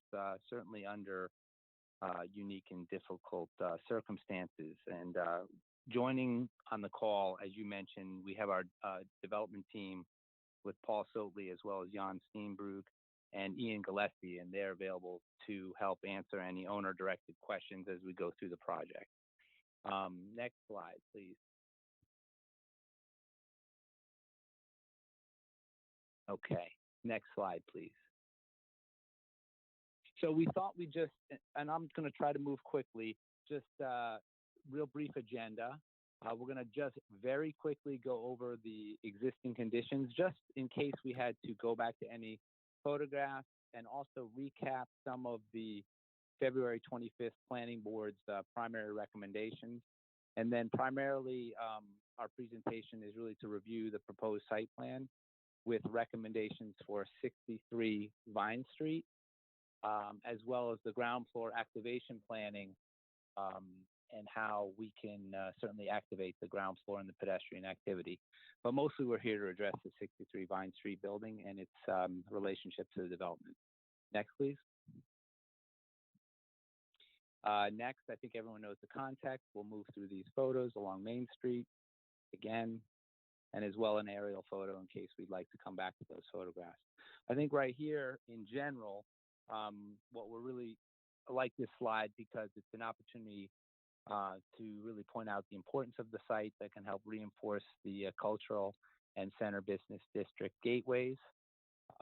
Next, please. And these are some precedent images that really help reinforce the pedestrian experience as vibrant and connected in the community. And they're certainly highlighted well in your guidelines surrounding walkable sidewalks, supporting local retail, outdoor space, mixed streetscapes, etc. Please, next slide, please. And just to recap some of the feedback, and this is a very brief sort of outline, I think we understood that the 63 Vine Street building is to be renovated or rebuilt, and to consider it as a transitional element between the commercial and residential neighborhoods. There was some also interest in looking at the front porch or raised plaza entry to include columns, and to evaluate different automated parking options, and also particularly to look at some of the perspective vantage points so that they are at eye level. And we tried to address those in our presentation. Next, please. I think we want to start with the site plan because it helps reinforce the 360-degree aspect of the site and the ground plane, in that it has many porous entrances around the perimeter. And that as you look at the plan, there's really opportunities to circulate it and provide different pedestrian experiences that create public-private interfaces around the edges. And that is certainly along Main Street with the activated streetscapes, improving some of the corner sight lines that we heard from the community, the residential gardens along Elmwood, and of course, 63 Vine Street. So what you're looking at in the site plan there is the footprint of the 63 Vine Street building that we worked to incorporate. Thank you for pointing that out into the building. And that, we'll get into that in the next slide.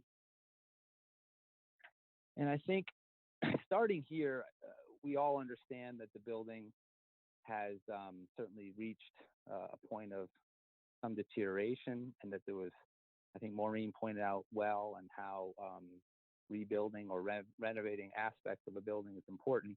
I think we just want to point out that we haven't done a formal survey of the building where we're able to forensically look at the building behind the aluminum siding or behind some of the details. But what they do suggest in it is that there are strong elements of form along Vine, particularly with the massing and the materials and the way it faces Vine Street, and that it really can present what we've heard as being a strong transitional element between the residential neighborhoods along Vine Street and the commercial fabric along Main Street. And I think there are lots of clues of the Greek Revival architecture that come through, not only as you see the wrapped aluminum along those edges with the heavy cornice lines, with the wide band trim, which tend to be universal features of the Greek Revival period. These are components that we'd like to incorporate into the project. The symmetrical facade, of course, and the triangular pediments on the sides. The windows, not clear if they are original. Certainly in the Greek Revival period, there were differences between 6/6 and 2/2. The clapboards and the shutters certainly, although concealed by the aluminum and maybe have been replaced with the shutters, something that we also want to incorporate.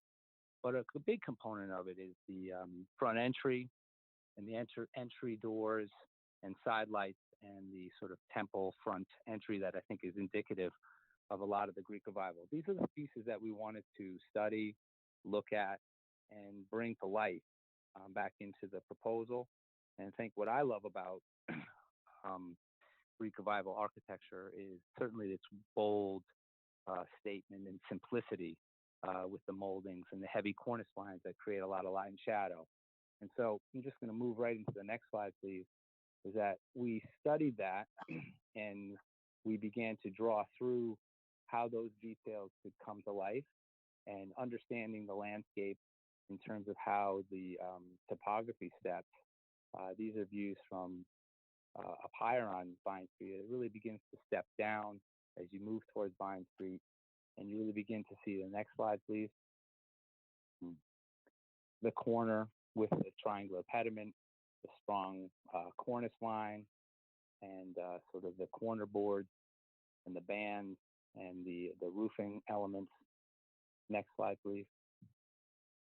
And we really studied the front entry and bringing back to life more of a classical temple front entry with a simple pediment, single door entry with side lights on either side, window trim that has a slightly modified header condition, and a center entry that really celebrates the moment as you move into the building with flanking landscape on either side.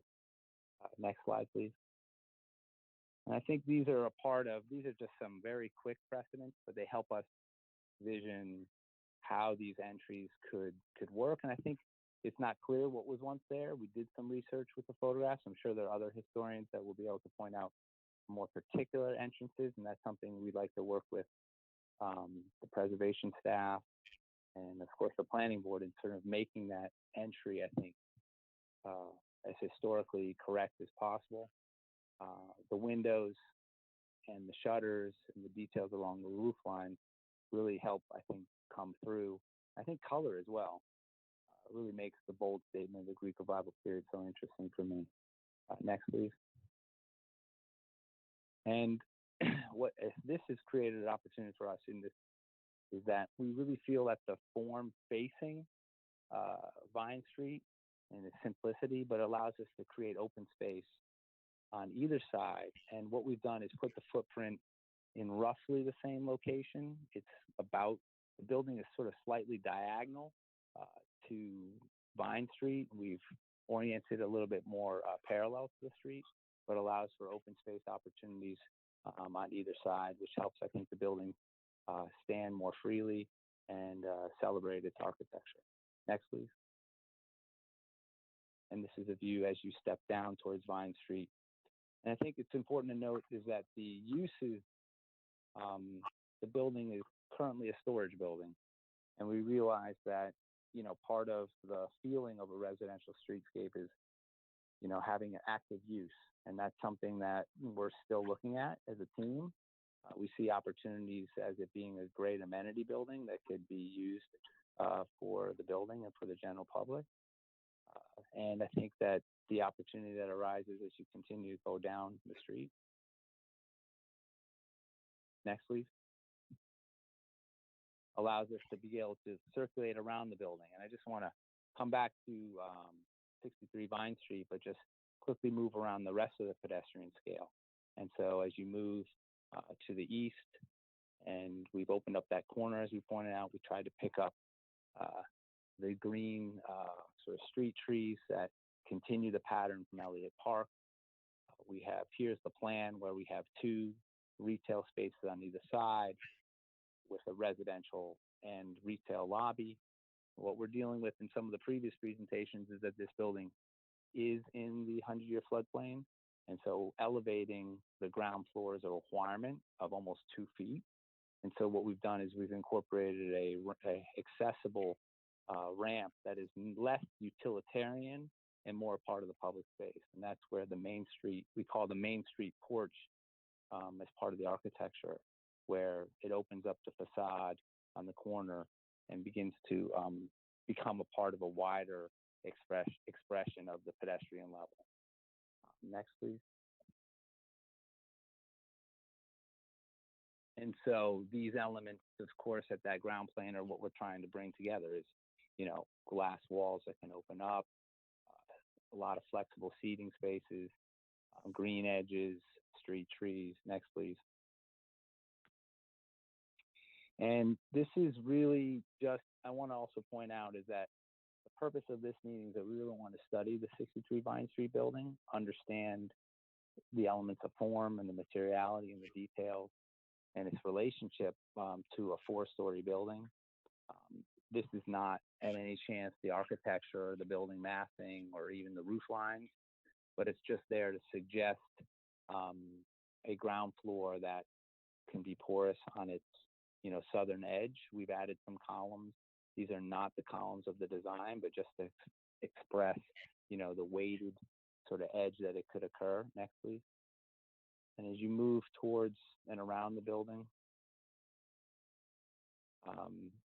the open space along Elmwood was still very important to us in terms of how it activates the sidewalk using brick pavers that pull people up to and around the space next and draws you closer.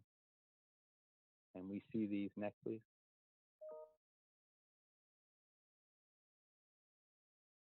As a lush edge that is now has a public sort of circulation route around the edges of the building, and that these would be more now connected to ground floor residential uses that are a part of the building. Next, please. And so I think as we look forward, and I was listening carefully to the comments around roof line silhouette, around the reduction of massing and how the design needs to incorporate details and materials, certainly elements of form that suggest solid void, material highlights, sign bands, but mostly I think the rhythms of the windows and the relationships to its context is something that we would look forward to coming back to in our next meeting. But I think before we got deeper into these design details, we really want to get more feedback from you in terms of how we're handling the Swan building of 63 Vine Street. And are we, moving in the right direction with respect to its historic placement and its orientation to the street, and certainly to some extent the way it makes a transition to Main Street. And I think just that element of making a transition to Main Street is really important, and I think that will come through as we develop the architecture. It's still very much about massing right now. So I would like to ask the board to understand that this is still to be developed, and I'm confident that as the rhythms come through and the solid voids and the silhouettes, that the identity of that building will become stronger. And next slide, please.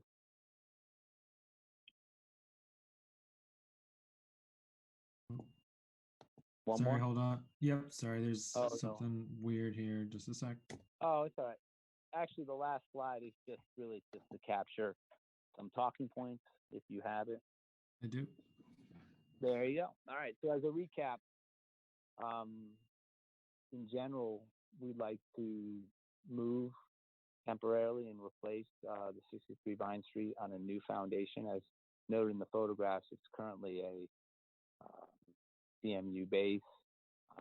We're going to save as many elements that are a part of the original building as we can, and that's to still be determined through our analysis. It will be renovated and rebuilt without the exception of the L, and I think that's mostly because its space to Vine Street seems primary, and the opportunities for open space and is really important. And that's also another talking point, which is that as we've looked to move to save the house, and that the open space has been slightly reduced from 20% to 15%. And so in the proposed program is 2 commercial spaces, as you point out in the site plan, 35 dwelling units, 37 to 42 off-street parking spots, and an FAR maximum of 2.5. As I noted, the current open space is about 15% as per the zoning, 15 by 15 foot minimum. But when you count all of the open space to the sky, and it's mostly because the site boundary is very unique and oddly shaped, that makes 15 by 15 very challenging. But when you consider, a lot of other open space, which is closer to those dimensions, it's about 25%. And then also a building that's about 4 stories and less than 60 feet in height at its highest point, I should say, not at mean grade. Next slide, please. And really, this is just a very brief sort of overview with our focus on the components that we brought up earlier. And I'd like to certainly look to the board with any questions and guidance that they can offer. Thank you. Thank you very much. Planning board members, did you have any questions before we open it up to Dennis?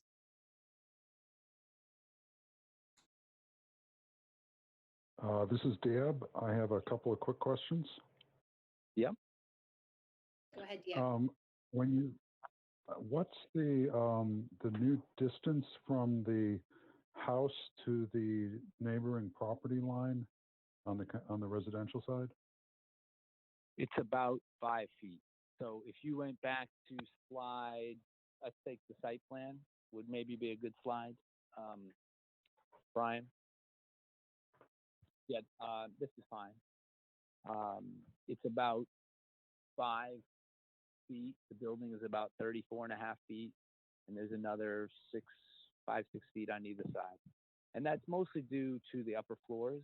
What you're not seeing in these plans is that when you're looking at accessible units that are accessed through a double loaded corridor, there's really a minimum dimension that for the building footprint above, in order to get the turning radiuses and the clearances and the door accessible entrances and such into these units. So that's what established that footprint and those dimensions. But as you see, I also want to point out is that the building is slightly rotated to be parallel to Vine Street as well. Right. I would actually go back, Brian, a little thought. I'm sorry, Diab. Just go back to the other side. Go ahead. It's a few more pages up. I think it's a little easier to read.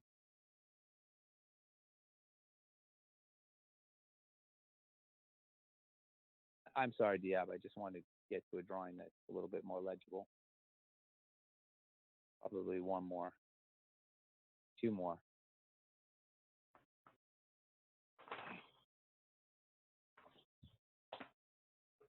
One more. There you go. Okay. Okay, so just so I'm clear, so there's about 5 or 6 feet on either side of the building. And is that essentially at the same grade as it is now? Or I should say the same altitude, elevation, whatever you want to call it? Actually, the building is oddly a little taller placed. The street grade at the corner of the property to the, if you, Brian, pointed to the far left corner, That is about elevation 28 of the property line, excuse me. Right there. That's about elevation 28. And we've set the building at finished floor at 28 and a half. And what you're seeing in the perspective is you walk to the east down the sidewalk, it gets to about 24. And so what we're trying to do is make a less imposing placement of the building. And we felt it was important to lower the building to a more reasonable elevation that seemed more natural. That footprint of that building was rebuilt at some point, as you can see in the existing photograph. Right. So it's going to be about 5 feet lower than it is now, or 4 feet, sorry? I can't tell you exactly the finished floor elevation, but a couple feet. Okay. Yeah. Okay. Those are my quick questions. Thank you. Yep.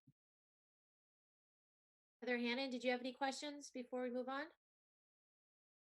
Just one. You might have said this, but would you be putting housing units in the house? We're still evaluating the use. I think the important thing is that it's going to be active, and it's not going to be a storage building. And we're evaluating, what's the ideal use for that. I'm currently, I think, looking at it as an amenity space, possibly looking at residential, but I think that's to be determined. But people would be going in and out of that front door? Yeah, absolutely. Access to the front door. That's why the architecture is oriented in a way that really created a center entry in keeping, I think, with the Greek revival period where, the entry was prominent. And we've made part of the design is to include a strong center entry with new stairs, as you see coming off of Vine Street sidewalk. Okay, thanks.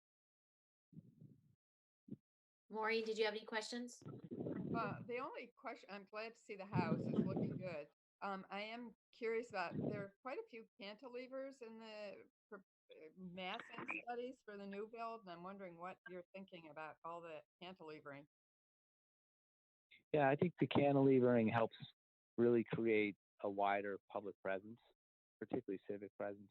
And when, you have a tight urban site, you have, an opportunity to expand the sidewalk. We're currently pulling the building back 2 feet on Main Street. And I think there's a really great opportunity to create a public space that is a co-benefit with accessibility requirement. So rather than just burying a ramp into the building, making it a part of the architecture that, people can use, sit on. We've widened the platform in order to get up there so that people could sit out under cover. It's an opportunity to create more transparency and more connectivity at the ground floor. I think actually more importantly to humanize the relationships between the pedestrian, to say, sidewalk experience and the more slightly elevated, about a foot, above, where there's some edges for benches and also, opportunities for seating. And I think it's going to make we think it's going to make a strong, vibrant social space connected to the public, inner public spaces themselves. I think that's a question that the board has to consider because I think in one of the recent meetings, maybe the last one, Heather Von Meering had commented about, well, if you're overhanging, she was expecting, I was wondering, but about whether it would look like it at least supported through columns or something. So I'm not crazy Maureen? about a lot of, yes? Maureen, maybe I should point out that we are studying columns and we've included them in the perspectives. It's really just more of a column placement. So I think what happens is that when you sort of make the column placement in different ways, it allows for more connectivity and openness. But no, we've been studying the columns, and I think it's a part of what we're continuing to evaluate. And then I believe on Elmwood, there's also, I can't, and we're not, Brian's doing a great job, but Brian, this isn't the slide we want. We need, like, there was a perspective from Elmwood. I could probably try to find you the page number. But it does, I can't tell how much it hangs over the sidewalk, but that's the, boy, let's see, if maybe Ted, can you tell us where that one is? Maureen, can you just describe that a little bit more? I'll try to Okay, direct. here's an example, page 21. That's the front. That's we're on Main Street, but and that I could imagine how. Yeah, that was where I was talking about.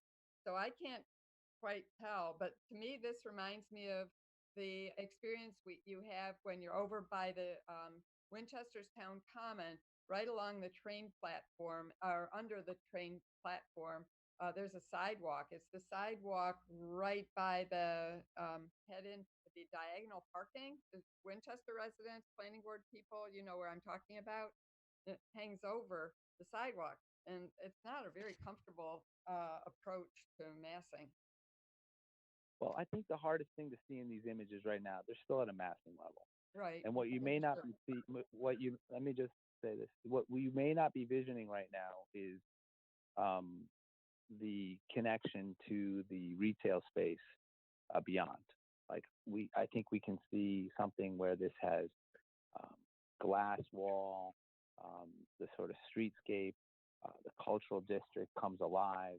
The use on this corner is terribly important to how this is activated.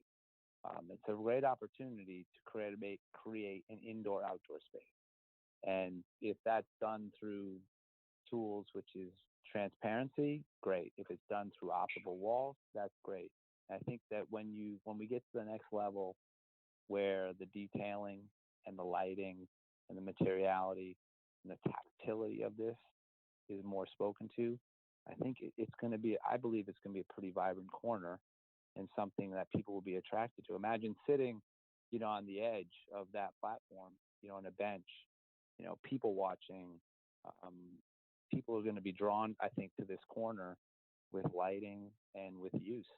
And it's going to virtually widen the pedestrian experience. So I actually think the comments around columns are something we're looking at. And I think it's something that we still want to detail. So this does not reflect in any way the final. I think going back to my original point of view is that the team is really looking to understand more clearly the direction with Vine Street and as it relates to the building massing. And if, I think moving buildings around and changing footprints, it gets very, timely. And if we can get to that place where there's a collective understanding about, that direction, it'll allow us to advance these and make it much more, I think, alive to some extent, or more emphatic as a civic space. Can I jump in for a second? Because I don't think you answered the question yet. So on Elmwood, in the massing, you do have overhang over the sidewalk in your perspectives, where you have that overhang on the sidewalk, and then you also have overhang over the public space. Which public space, Heather? I'm not sure you answered. Well, in the view we have right now, you have an overhang over the sidewalk. And then in the following perspectives, you're showing the overhang over the public area between you and that right there is another overhang. Okay, I think this is worth going back to the site plan because we brought this up earlier in some of the other presentations, but if you go back, Brian, way back to the site plan, that's fine here. So the property line is actually to the edge of Elmwood. There's currently no sidewalk. So we have brought back the footprint. So that's not public property per se, but that's now becoming a sidewalk via, an easement, public easement. So this building, I just want to be, since I'm answering the question, is that the building is not overhanging the public way. Well, the sidewalk turns into the public's use, but yes, technically, yes, you are correct. Or is it not intended for public use, the sidewalk that you're building? No, it's as I pointed out, that's going to be a sidewalk, but I'm just saying that to answer your question directly, it's not hanging over the public space, the public way. It's at the property line. Okay. Sounds good. And then what about over the residential gardens? Well, that's part of the private space. And those residential gardens is an opportunity to create an interesting covering. And I think that is something that we are looking to cantilever. And I think you get some scale there that allows some of it to be open to the sky and some of it to, really create some subtle covering. And I think the materials in that could be really interesting, in terms of using natural materials on the soffit, like wood, something that has a very strong residential experience. That the degree of the edges of the green space help form an edge, and as you circulate around the perimeter, the building is still pulled back on all edges so that one could circulate around the entire building. Just a second. This is Brian here. I think so. Diab has his hand raised, but I didn't know if we were going to be having any public comment, and we are running up against some time. Yep. So if why don't we go to Diab? Diab had a quick question, and then I think I didn't know whatever Heather, if you had planned on opening it to the public, I think now's the time. Okay. Diab, go ahead. Okay, I just, excuse me, I'm having a hard time visualizing it. So I link to a building which has cantilevers and columns. That just gives an idea of what a massing of a building could be. It's a 4-story building in Davis Square. And I don't know, Brian, if you can get to that. Yeah, hold on just a second. Nearly there.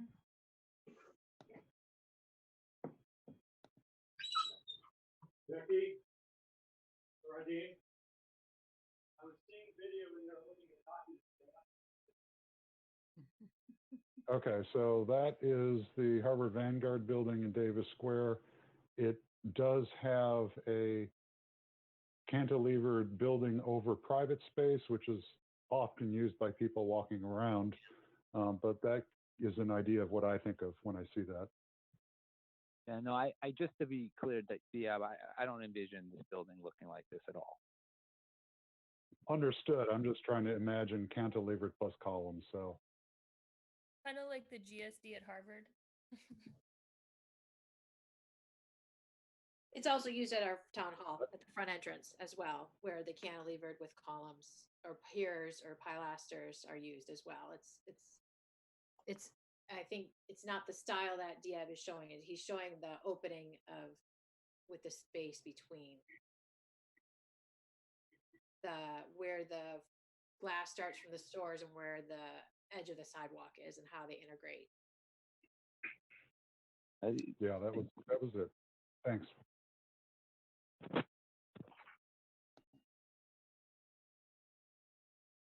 All right, why don't there's a lot of people waiting to speak, I think, from the public.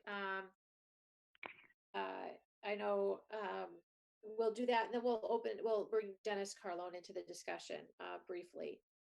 So if you would like to speak, please take yourself off mute. And then first one to chime in, you're welcome to speak. I'd like to try to get through a public comment. So if you could please keep it, if you can make your comment and question and list them in as quickly as possible, that would be great. And state your name and your address. We can then go through, and I'm going to have to cut off public comment at probably in 10 minutes because we need to go. We have some legal stuff that we need to get through before we end. But at the same time, any comments you send, we have been getting comments from residents, and we will be forwarding those if we get them ourselves or if we get them as the full planning board. We do forward them. We are reading them. We got a handful today on comments regarding people's thoughts on the massing proposal that is here. So we do read them, but please, go ahead, first person up.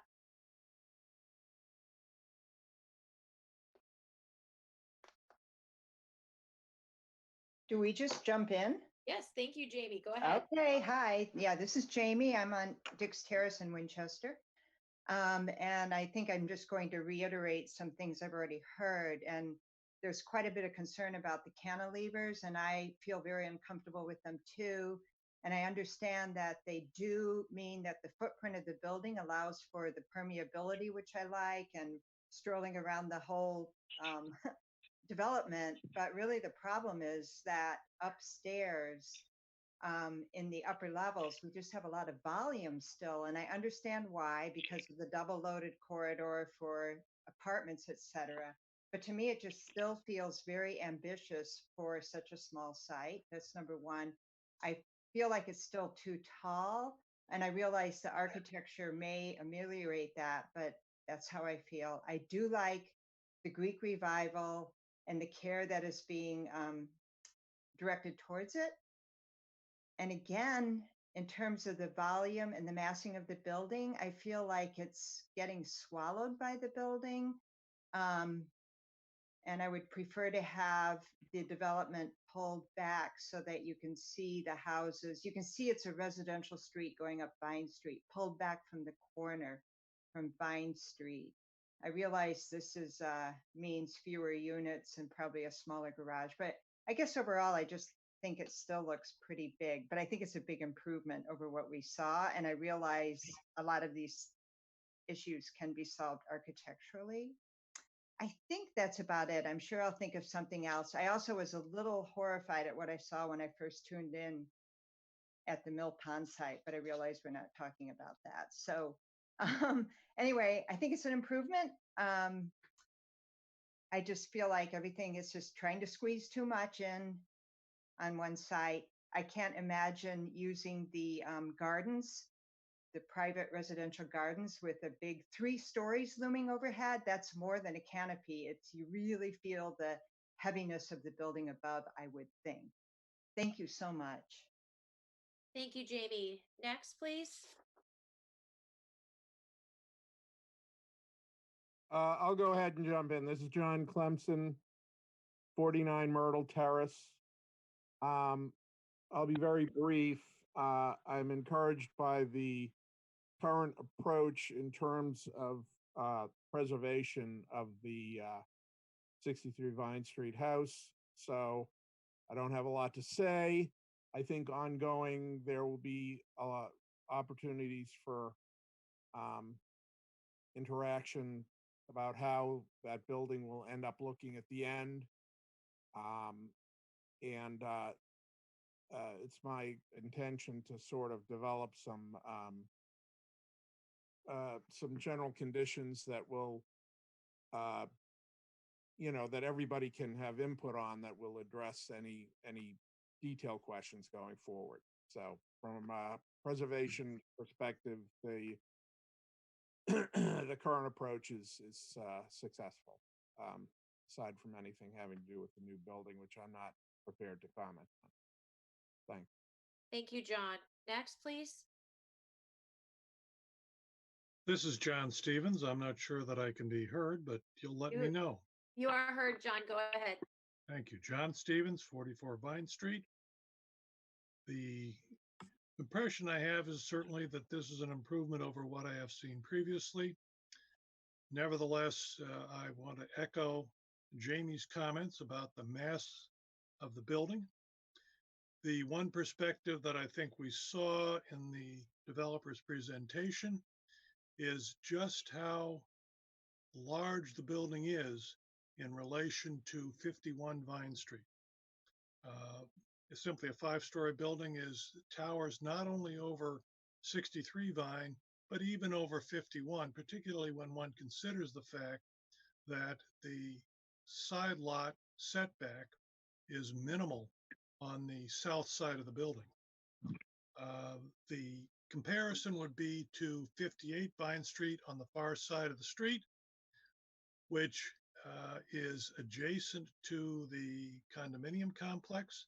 The difference there is that the condominium complex has a much lower building immediately adjacent, and that the large structure is in fact much farther away from 58 Vine than the proposed structure would be from 51 Vine Street. It is simply a massive building, too massive, a wedge. Thank you. May I just make just a quick clarification for the record? And I appreciate your comments. I just want to correct if I heard properly. This is not a proposal for a 5-story building. This is a 4-story building, and that due to the topography slopes, it actually gets like lower in height as you move up Vine Street. So just to clarify, this is a 4-story proposal. Thank you, Ted. I apologize for that misstatement. I just looked at the sketch and it just struck me that it was very large. Thank you. Next.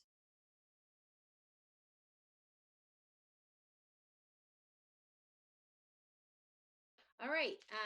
I haven't heard anyone chime in, so we're going to move over to. Is that someone chiming in? Did someone want to speak?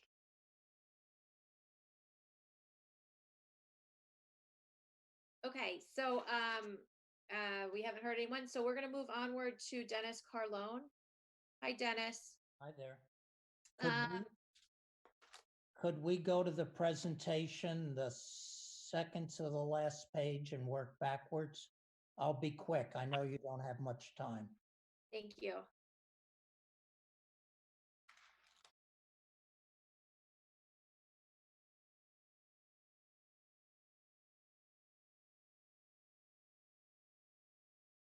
Okay, one more backwards.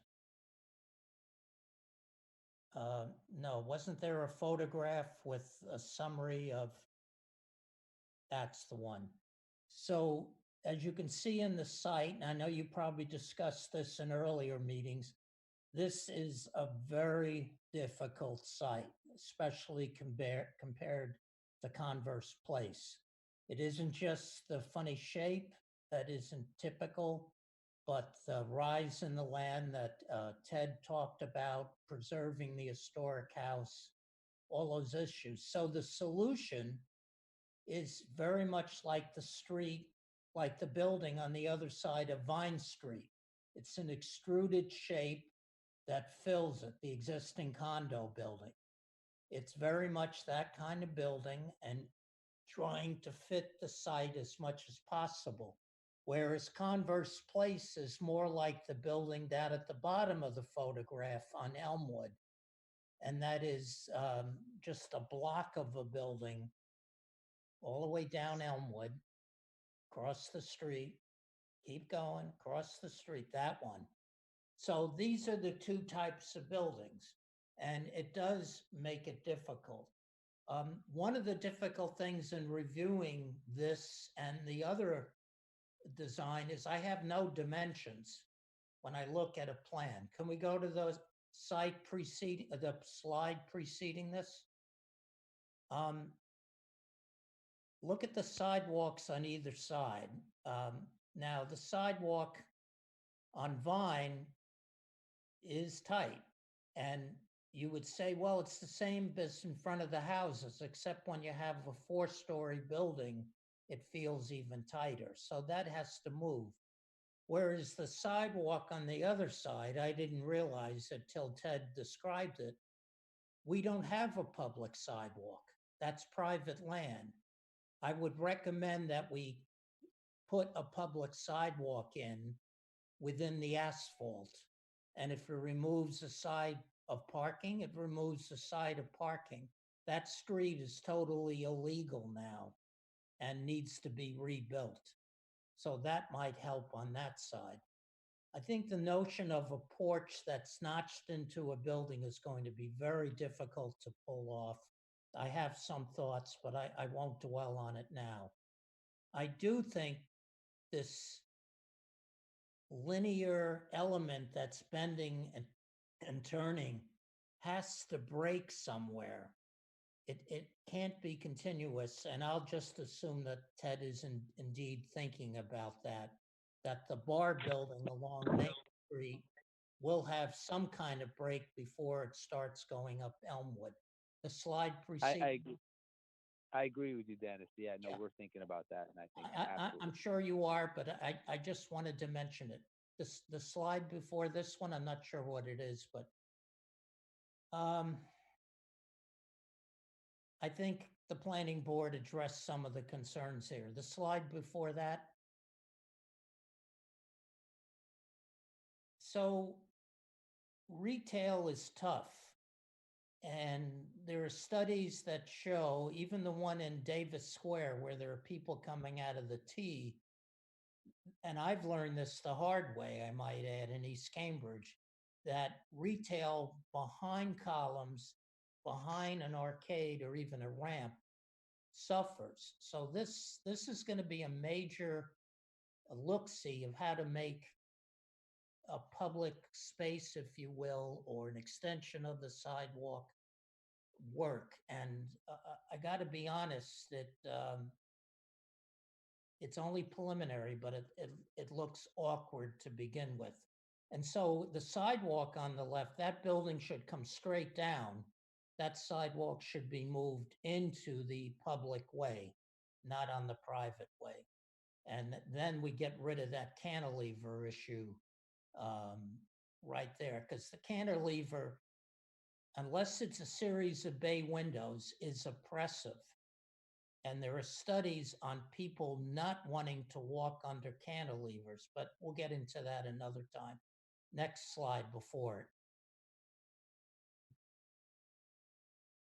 So next slide. Next. So we don't have an upper floor preliminary plan. Ted, so am I assuming correctly that you are, in your mind, you've decided that the upper floors are identical to the layout of this floor? Yeah, no, we haven't really obviously articulated the ins and outs and the silhouettes of the roof lines on the upper floors. No, I get that. I'm just asking the floor plate. Is it the same as this plate? Generally speaking. Yeah. Yeah. Okay. I mean, I think, yeah. And right now, at a mass level. What is the sidewalk on Main Street without your setback? I'm sorry, can you repeat that? What is the depth of the sidewalk on Main Street? That's about 10 feet right now. The property is currently 7 and change to the edge of the sidewalk, and we've added it a couple feet to get it to about 10 feet. Need a little more than that, but we can talk about that another time. People have mentioned that the house is tight. The house is tight. There's no question about it. If any of this open space is supposed to be publicly accessible around the house, it isn't. It's very private. It'd be a nice amenity, but if we're considering it public, it's not. I think when I worked on this site, I couldn't figure out how to get a ramp in to go downstairs. And I'm assuming that's why the parking lift is there. We did have a parking ramp. I think at the direction of the board meeting last time, it was to look at alternative, parking options. And I think we're finding there's some greater efficiency with the parking lift, as you point out, Dennis. I would agree. Yeah. I would agree. Question, the thickness of your plan at the retail lobby or along Elmwood, I have no idea. How thick are these buildings? Yeah, so if you drew a line from the inside corner just south of stair number 1, right? If you moved your cursor up, right there, and you went east to the edge of the building. Yes. Edge of the building, like that little line. So imagine this is where you're at about 54. I got it. What is that? I got it. What is that? About, I'm saying it's about 54 feet. All right. And really when you're getting involved, as you know, with group 1 units, and you consider, the corridor and the plan, with bathrooms and kitchens and, all the potential, accessibility requirements there. We've tested it, getting down to that number gets very tight, right? You want to be wider. No, I so agree. At the neck, and that's why I've said, even though people don't like it, that I think along Main Street, you're going to have a thinner building and going to 5 stories, or at least considering it. I realize people don't want it. the slide before this? Almost done. Thank you. Keep going. You know, the house looks great, but it's going to be overwhelmed. Next. And maybe that's inevitable. Next. Next. Next. Next. Next. So let's see what I wrote here. Well, that pretty much covers it. I mean, there's not much to say because there's no elevations or really articulated massing. I do think the sidewalks are an issue, and if you look at Elmwood, it actually gets wider down near Main Street, and this street should never be legal the way it is. So hopefully we can make it a legal street. That's all for now. It needs a good amount of work. Thank you, Dennis. I'm going to add some of my comments real quick. I know engineering is on this call for our next agenda item. I'm not sure who from engineering is here, whether it's Beth or Brian. But could engineering look at Elmwood and look at the possibility of a sidewalk where they come to their property line and we build a sidewalk, or as a condition of the project, we would give them they would build the sidewalk and we'd work that out. Look at the width of Elmwood to see if that's actually an option. It is a one-way street. So if you could look at that and get back to the planning board, that would be great. I am fine. Sorry, this is Beth. Beth on Beth. the phone. I can look at that, but it's not going to be for a couple of weeks, just given that we're not able to Given get into everything our going office on. right Yeah, now. that's fine if you just put it on your list. I know you got a lot going on. Yeah, so I mean, I guess I would also ask whether the applicant has surveyed Elmwood and has that information. They might have the layout for that street. They could take a look at that as well. Currently, we don't have a full survey of Elmwood, just the property, boundary. Okay. Excuse me. As I recall, Elmwood, across from the developer's new building at 3638, there is no sidewalk in the back of 632, if I remember correctly. And so we talked about redoing that whole area to bring it back up. So I think you need to add the survey of Elmwood, as Beth has asked for, to your survey. You're using Elmwood to get into your garage. And clearly that has to come up to code.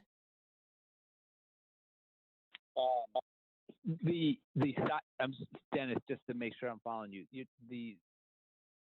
on Elmwood, are we referring to that portion? Oh, across the street? Your developer owns 3638. Yes. So it's to that building's safety and to your proposed building that Elmwood be brought up to code. So all I'm suggesting is you add in the survey Elmwood to help the town facilitate what it needs to do on Elmwood. They're not going to do it. This is your responsibility. Okay, I'll bring that up to them. Yeah. Thank you. I am fine with the foundation of 63 Vine. I saw your list of questions. I'm fine with that foundation. I don't think the CMU block is the most effective way to do that foundation for it to last. I'm fine with the L being removed. I'm also fine with the open space being reduced, but I am not okay with cantilevers. And I think Dennis, as he said, he'd get into it another time. But the loss of light, the lighting impact, which is part of the site plan review, it just takes up all the light out of the space and it just makes it dark. In the morning, it won't be so bad because the sun rises in that direction, but midday in the afternoon, you are going to end up with darkness. And it's going to feel like it does at the train station, which a lot of residents struggle with. So I would rather that we look at other options to get you what you need, rather than using cantilevering, like, looking at, we take on we bring the sidewalk into our land, the town's land, and we'd work that out, obviously, with the select board, because that's their responsibility, but look into other options to bring that up, and look at other ways to play with that. And I'm hoping, Dennis, you may be able to help with that. Heather, can I ask go a ahead. question just to clarify? Oh, just to clarify that in the interest of time. So when you're referring to cantilevers, just the only facade that is, I mean, the facade that's cantilever is the south face, right? That's the Elmwood side. That's Elmwood cantilever. side, you have the overhang currently on your sidewalk. I'd rather that we give you sidewalk space off of Elmwood and you bring your building all the way down. Yep. I mean, part of I didn't point out, I probably should have pointed out, part of that was, due to the southern exposure, the overhang helps with glare. And that's another reason why we were looking at that technique, because it's on the due south face. But we'll study, different options. Okay. It's just, it's such an uncomfortable space to be under the overhangs without there being a support element there to hold it, to feel like it's being held up, even though structurally we can design for that. It just can be very uncomfortable. And anyway, so that's where I'm at. You didn't provide the dwelling units, the price point, the diversity of sizes. So when you start getting into that, I'd be interested to know more information. You're not there yet, but just so you know. And then also the other question I had for you is, why did you not tie your building up against the side of the building why are you leaving that small gap there versus tying it in? Because you could do a band at the cornice of the historical building at the header of your windows, let's say, right, on that story, to still get the height you need. Why are you giving that 5-foot narrow passageway in there? I mean, just to help. I mean, I think we've actually looked at making a connection. That's another point I want to bring up. I think there's opportunities to connect the building, with a small, bridge component at the second level. There's an opportunity to leave it freestanding. And I think the nuancing of that can be further studied. Right. Okay. All right. I think for overall, I think Dennis nailed it, that we need to do some massaging and some work on it as we go through it, but I think we're getting there. And to the planning board, I would like Dennis to start working with them, if that's okay with you. I think a lot of our comments that we gave earlier to Dennis also reflect back onto this property as well. So he kind of has an idea of where we're standing and what we're looking at and how we feel. Is everyone okay with that? Heather. Yes. Okay. I think you're right. Sounds good to me. Yep, go ahead. Heather? Yep. Okay.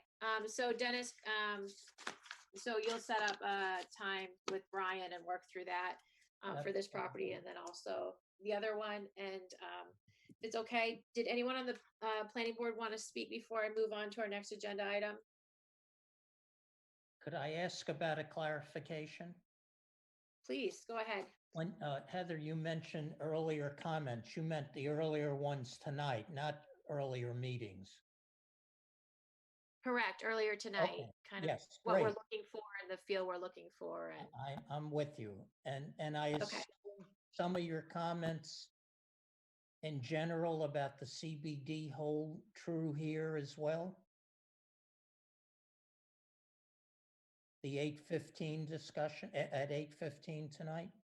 yes, mine Okay. do. All right. Anyone not? No, I agree with you. Quiet, so I think they. Yes. Okay. All right. Okay, so let's move on. Thank you so much, everyone, for all your time, and thank you for the development team for going through this and working through this. Thank you for all the public who have came in. If anyone has any more comments after you've given it some thought that you want to provide, please send them to the planning board at winchester.us. We do read, the planning board does read it along with the town planner. So let's move on to Abbey Road. I apologize that we're behind schedule. On this type of a meeting we've found goes a lot longer, but it does seem to be effective and it is working. So it's just a time issue. So let's go forward with Abbey Road. Brian, do you want to start an update and then we'll go to engineering and legal? Oh, excuse me. Sorry. So right now, legal is on the line and engineering is on the line. Yeah, good evening. This is Art. Brian, can I just ask, you said you couldn't see me, but I'm getting that the host has disabled anybody, right? Oh, I see that. Correct. You are seen by everyone as Rebecca's iPad, so that is why I didn't see you Right. as Art Krieger. So that Okay, makes sense. Yeah. But I was seeing the plans on the screen, but I'm not seeing any faces. Is that right? That's correct. No faces are on. All video has been disabled for this meeting at this time. Okay, thanks. Sorry to interrupt. Sorry. Well, that you've solved one problem, is that we know who Rebecca's iPad We is. know who Rebecca's iPad is. It's our legal Yeah. counsel. Yeah, that's Yeah. my alias. My cover is blown. All right. Well, copyright Welcome. that, and we'll try to move forward here. So where we are right now is that there are a number of items that need to get done on the punch list. Looks like my screen has somehow stopped. Hello, can anybody hear me? I can hear you. Hear you. Oh, Just there can't we see go. your screen. Yeah, that was strange. Sorry. So where we left off is that there are a number of items that are left on the punch list. The punch list is the punch list has been gone back and forth between the engineering department, and they are out there looking at and inspecting, but they're not going to be able to inspect at the same rate that they normally would have due to the obvious. So what the petitioner or applicant has requested at this time was to release of lots contingent upon an effective tri-party agreement. Where we're at this evening is to have that contingent vote. There is no tri-party agreement in place at the moment, but the idea is to get that finalized. And this vote would, once it is finalized, then the vote would move forward. Art, maybe it makes sense to chime in to see if I said anything incorrectly there. No, that's right. I've gone back and forth with Craig's lawyer. I have not talked to Craig, and it's unclear to me whether Craig is in the same place his lawyer is, but I'm relying on what I have. I invited his lawyer, who's Kurt James, to participate in this call if he wanted to, because it's an open meeting, and I told him about it. I don't know that he's on the call. Haven't seen that. But the proposal is as I drafted in a motion that Brian asked me to draft for you to boil this down. So Brian, you got that motion, correct? Yes, it's on our screen. There it is. Yeah, okay. Art, are you comfortable with us proceeding in this way? Would you recommend this to us as your client to protect the town? Do you think this is the right way to proceed? It's not the ideal way to proceed. Ideally, it's being driven in part by the closing date, what we're told to be the closing date for his sale of the lots. I mean, of course, it is probably in the town's interest to have him sell the lots and close this out. So I'm comfortable as long as it's done as I worded in the motion here, even though it's not ideal, because the other thing that's that part of this is not directly before the planning board, but under the development agreement, he's supposed to reimburse the town for half of the drainage project that went on simultaneous with all this, the land swap and everything. And so he owes the town some money that he knows, but we're trying to nail down the timing of that payment. And so this is sort of an accommodation to him, but you're fully protected because it's contingent on a tripartite agreement in the amount, in an amount that Beth is comfortable with, and she can confirm that. So as long as the amount is all right, and this release doesn't take effect until the tripartite is fully executed, then yes, you're protected. Can I ask you one other question? This is just a very uncomfortable question to ask, but if there is bankruptcy, how does, and the town hasn't been reimbursed, how does that work? Well, the town would be a creditor, it would be an unsecured creditor. But that would be the case, that would have been the case if he had gone bust anywhere along the line. The town would be a creditor for that amount and will be holding the lots if the tripartite isn't signed yet. I'm not sure I can tell you the full impacts on this situation of his bankruptcy, but I think the town's always bears that risk. Okay. So, sorry, it's a difficult question, but I didn't know the answer to it. So, well, I'm not able to give you a definitive answer, but I don't think this vote tonight really makes the town any more vulnerable. okay, thank you. Would you Planning board? take a motion then? I think we've got counsel, and this is really much more that expertise than ours. Well, sorry. So Yeah, I was gonna let Beth chime in. Sorry. Yeah, I would like to hear from Beth. Thank That's you. So I gave the board a memo on February 6th outlining what we thought were the outstanding issues as of that time. Since that memo was issued, we've received some additional information from the applicant. We received an interim as-built plan, which was one of the items that was requested. In reviewing that interim as-built plan, there was a issue with one of the drain lines that was discovered that's not in this February 6th memo, but is an issue that will need to be resolved. The applicant has also addressed the utility easements, so he revised the easement plan to reconcile the utility easements with the as-built locations of the drainage infrastructure, and that plan is now on record at the registry. In addition, there's several items that he is working on, like as of today, as of this week. So he's in the process of installing the guardrail on Highland Ave, and he's also in the process of doing the guardrail on Abbey Road. He's also in the process of doing some work on Highland Ave. So to the extent that we've been trying to put together an estimate, it's a moving target because he's doing work out there as we speak, right? So every day that estimate changes. So my recommendation is that until the guardrail and that work in Highland Ave is completed and inspected by the engineering department, that we're not in a position to put an estimate together. The rest of that work, there's some work on the catch basins, there's some work on storm manholes, landscaping, signage, final paving, drainage system cleaning, final as-built, all that stuff can get wrapped into a tripartite agreement. But I don't think it makes sense to have the estimate include work that's currently ongoing as of this week. That being said, our ability to go out there and inspect things, considering that the town hall staff was, is directed to work remotely starting at noon today, our ability to go out there and inspect these things is severely compromised over the next several weeks. And so I know that the financing deadline that Craig is working with is the end of March, and I can't commit to being able to put together an estimate by that day because I'm not sure what our ability will be to go out and inspect anything before April 7th, which is the date of the governor's directive from yesterday for non-essential staff. So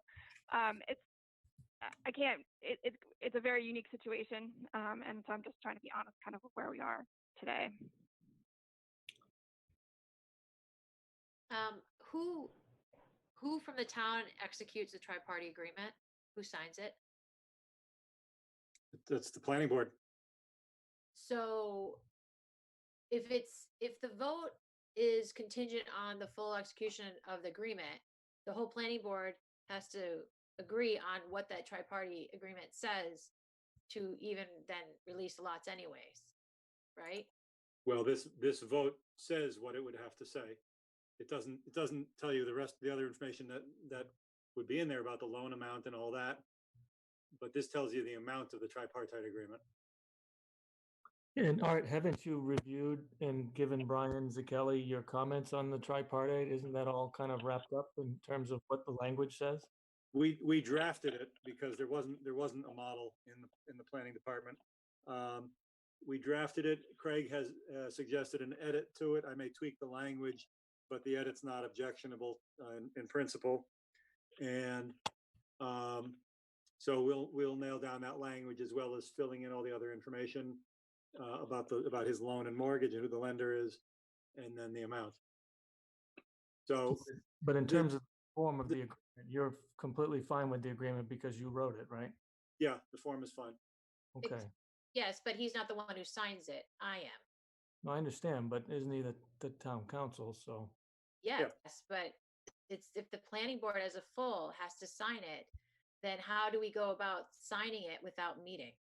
It's a question for town council. It's not a question for the content. It's how we go about the actual execution of the tri-party agreement without a meeting. Well, people can, I think there's actually state legislation on how things get signed that's pending or just passed yesterday or today. I'm not sure of the mechanics of that. I think a series of signatures on counterparts that are scanned in would do. I'd have to look at your regulations to see whether a representative of the planning board can sign. I haven't looked at your regs on that. Brian, do you happen to know? Does everybody have to sign? It's drafted for everybody to sign it. Yeah, I also think it's the way we're handling payroll and other things right now is simply signing it and passing it on to the next person. If it's obviously contingent upon a vote, if the vote would happen tonight or any other night, then once the tri-party is finalized, that would get sent around to all planning board members digitally, and then they would they could either sign it or it would all be done digitally. And if they don't agree with it? I would believe that I don't know. I don't know what hole that goes down. I don't know what hole that goes down. That's why I'm asking, because I don't understand the process. If the full planning board needs to vote or needs to sign it, first of all, it's a contract. It's not the time card, so it's a little different. And signing it remotely without discussing it, that means we all have to agree with it as it is, and there can't. So has the planning board seen any draft of it? No, there has been not a form that's been ready to be voted on because we didn't know what the form was going to be. You guys were talking today in terms of exactly what that number was and a lot of other things. Well, I can send you the draft right now if you want. Yeah, if the board hasn't seen it, they'd be essentially going on Brian's, Beth's, and my recommendations, where the only variable is the dollar figure that gets filled in on the bank's holdback. But if you're not comfortable doing that, then we'll have to figure something else out. Brian, do you want me to say? Can I chime in for a sec? Please do. Go ahead. So I am personally uncomfortable signing it without reading it. And then I had a question for Beth in that I understand the difficulty of assigning a dollar amount considering the fluidity of the situation. Is the 200K sufficient? If work were to stop today, would the 200K be sufficient to guarantee that everything that hasn't been done be done? So it's essentially a maximum cap? Yeah, so I mean, based on our review of the conditions on the site and the work that's been completed and the work that we feel is remaining, I think 200,000 is sufficient to complete any remaining tasks, plus covering any sort of damages that could happen, as construction of the lots and all that kind of stuff continues on the site. Okay, and then I had one other question, which is concerning the pavement. That does seem to be a concern as to how many winters we've seen and how many winters we need to see before we can Yeah, be so sure the if I pavement. could just clarify, there's a section of the of the subdivision regs. It's section, let me see, I have it here. 8.4.1C that talks about having the pavement be exposed to one complete winter environment. Our interpretation of that regulation is that it applies to final paving, not the binder coat of paving that's been placed out there. So the applicant has did a binder coat of paving. He paved it, I think it was like early December of 2019. But our interpretation of that section of the regulations is that that full year applies after the final coat of paving is completed, not the binder coat. There's also another section, section 8.4.4a, which says the integrity of road, pavement, and drainage has been verified. This section talks about a final release of security. So the section reads, the integrity of road, pavement, and drainage has been verified following a full winter in place, and the board shall retain a surety in the sum of 15% the total cost of improvements. So our interpretation is that that section applies not to the binder coat, but to the final coat. So there's a guarantee for a full year after the final paving is done through one winter season. I agree with that. Okay, so just to be clear, we do not have a full final paving. We just have the binder coat at present. Right. The binder was put down in December, and you know, I mean, it's really up to the applicant. I'd recommend trying to wait as long as possible to do that final coat, because as those house lots are developed and as there's trucks and other things coming in out of the site, there's the potential for damage to that final paving. So to me, it makes sense to wait as long as possible.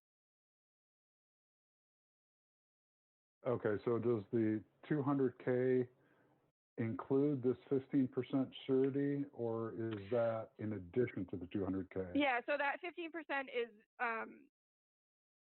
that section talks about the final release of security. So if you were to release the security, the way I read it is the board can't release more than 15% of the total cost of improvements before that full winter season takes place. So we're a long way from getting to that point in the conversation. We're just talking now about putting up an initial amount. So that's a conversation for much later in the process.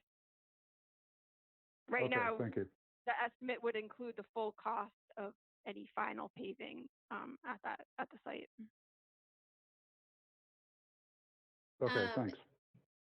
So the question for the tri-party agreement, Art, I guess the really question is does the planning board have an option to either make a member of the planning board be the signing authority to execute the tri-party agreement? Is that within the law, or does all of us have to execute it? And if so, we haven't seen it, so it's an uncomfortable situation at this point. Well, there's two. I'm pretty sure that you can delegate to one member to sign. I mean, boards have single members sign decisions all the time, whether they're special permits or anything else. If you're not comfortable having seen it, and I did send it to Brian a few minutes ago, but that's, I'm not expecting you to absorb it in real time. Then if you're not comfortable, then you shouldn't vote to approve it. In which case, closing won't happen on by the 31st, or the buyer will extend that time. So yeah, so I mean, I just want to clarify that even if you did vote tonight, I can't guarantee that I'm going to have an estimate done by the 31st, because we can't get out to do inspections given the current as I said, working environment. So no, you don't have to do that, Beth. That's why we're that's why the number would be in there. As I emailed you, you're not expected to do anything by the 31st. Nobody's putting you under that kind of pressure. All right. Okay. Thank you. The 200 would be the number in the agreement until you finished your inspection, whenever that is. And if you come up with a different number, 153, the 200, the other 47 would be released, and the 153 would be the actual number. And I'm just okay. So it really Thank you for clarifying that. It really comes down to, Beth, if you feel the 200 is sufficient enough.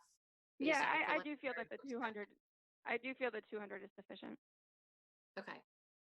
And then I guess it really comes then down to the planning board, us deciding whether we feel that we should delegate someone or how we want to proceed.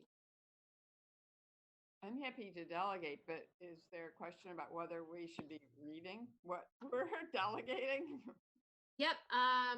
Ryan, you got a copy. Are you able to forward it to us? Well, I'll rephrase that. Should we be trying to read it right now? Because I'm ready to go to bed. Yep. I will not read it this evening. I'm happy to delegate, but I'm not prepared to vote to accept the agreement. So I think that's the answer. I guess if I'm delegated, I'm comfortable going forward with me letting me delegate it to me, and I'm happy to go through this. I've been following it pretty closely, and then and work really closely with Beth, legal, and Brian to get to a point where we feel that the town is protected. It really comes down to protecting the town and that the town is as protected as possible, and we're not taking any financial losses if anything should happen. And so I'm happy to take on the leadership role of this and be the person who signs it after I feel we're in a good place. So I'm fine with Okay, that. Really, if you are, as the rest of the planning board, is comfortable with that. Well, my understanding of the word delegate perhaps is different in that I thought we were delegating you to sign on behalf of the board after the board accepts the agreement. As in, we don't need to get 5 signatures, we will just have your signature. So perhaps, Art, you could explain whether that's the way the delegation works, or does it mean that we're giving the final authority to make the agreement to the chair? Well, you're right. Delegation can mean anything depending on what's delegated. Ordinarily, it means signature after the vote is taken, after the permit is approved, or in this case, the agreement. It could mean, subject to your regs, which I would need to check, it could mean delegating the authority to approve the agreement, approve it and sign it. I suppose you could vote to approve it subject to the chair's confirmation or veto power, which is effectively it's basically taking the vote now, but with an out if Heather is not happy with it. I understand you're not going to all read this in real time. I didn't expect that, even if this was an hour ago. And I understand if you're not comfortable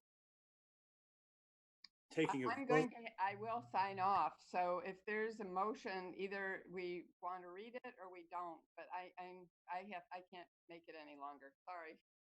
Me either. Well, I move that we delegate Heather to sign the tri-party agreement, but that we put off a vote on accepting the agreement until we have received, or until we next meet, whenever that is. April 7 is what I thought your next meeting was. Okay. Correct. It's the 7th is our next meeting, but but let me get this motion down so we're all on the same page here. Art, is there anything you can do to walk them through the agreement? Because you've had this for a month or so, and Brian, you've had it as well for the same amount of time. I mean, we're at a pretty simple place right here. I know you haven't seen it, but with Art, with you having authored it, I mean, it's pretty high. There's nothing in there that's going to be objectionable. I don't think there is, and I'd be happy to walk through, but I'm hearing from at least 1 or 2 members that they don't want to do that now, and I understand why. So I'll do whatever the board wants me to do. I was supposed to be on at 9:30, and it's a full hour late, so I'm getting the short shift here just because everybody went long. I mean, you've had the agreement for over a month. It goes the way it goes. Just to respond to that, it isn't that I just want to go to sleep. I also don't feel that this is my area of expertise, and I feel fine leaving it to engineering and legal to make this decision. So that's where I'm at. I don't think I'm then Heather, if we made a motion to delegate to Heather Von Mering, Would you Well, be comfortable with that? You can actually do it to Diab and I both, actually, if Diab is uncomfortable doing it, because it's not a majority of the vote of the board meeting to do it. Well, then I'm going to make a motion to, and somebody else will Wait, help. wait, wait, we have a motion on the floor. Is there no second? No. Okay. So we're going to make the motion to delegate to you and Heather Von Meering to read the tri-party agreement, and I'll let Art or somebody finish. Well, are you delegating to the two of them the authority to approve and sign the agreement on behalf of the board? I Or would some- be comfortable with that. Is that Yeah, all me right with too. everybody else? That is fine. The other language that's missing that Art recommended was to then release the lots. Can you, Brian, do you have that? Can you put that back up on the screen? The actual language. Here you go. So to grant 5 points request, release the 5 lots contingent on the full execution of the tri-party agreement by So Deanna let me, and Heather Von Mering. let me suggest the language. So take my motion. Because you want that contingency. Yep. Contingent on the full execution of a tripartite agreement, in the amount of 200,000. So Brian, I'm starting with my language, right? Okay. And then add to it and to delegate to Diab and Heather the authority to sign and approve the tripartite agreement on behalf of the board.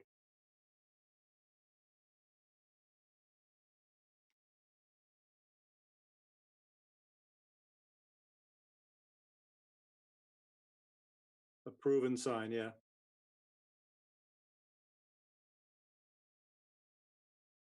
The agreement on behalf of the board. Okay.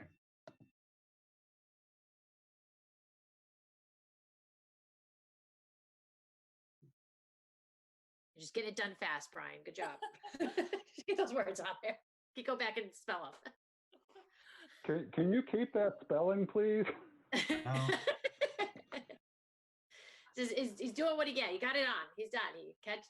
Sometimes when you're typing what people say, you just got to get it on and then worry about the spelling later. All right. So that would be the motion, Maureen. If that's what you'd like to make.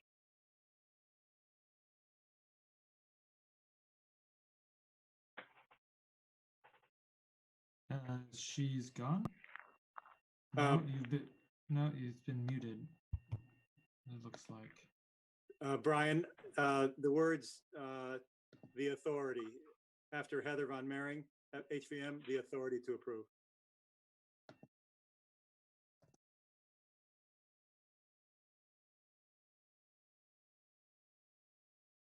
Okay, so moved. So Meister moved. A second? Yeah. Do we need any discussion? All right, let's go for a vote. Please say your name and your motion, your vote on the motion. Maureen, aye. Heather, aye. Diab, aye. Heather Von Meering, aye. It's 4-0. Motion passes. So Beth, Diab and I will be in touch. And along with Okay. Making a Brian, motion to adjourn. do we have a second? Yep. All right. Thank you Discussion. We all set? Thank you very much. Thank you. All those in favor? Aye. Aye. Have a good night, everyone. Thanks, everybody. You Thank too. you. Thank you very much. Motion passed 4-0. We are adjourned. Thank you. Thank you, Art. Thank you, Art, for your time on that. And thank you, Beth, as well.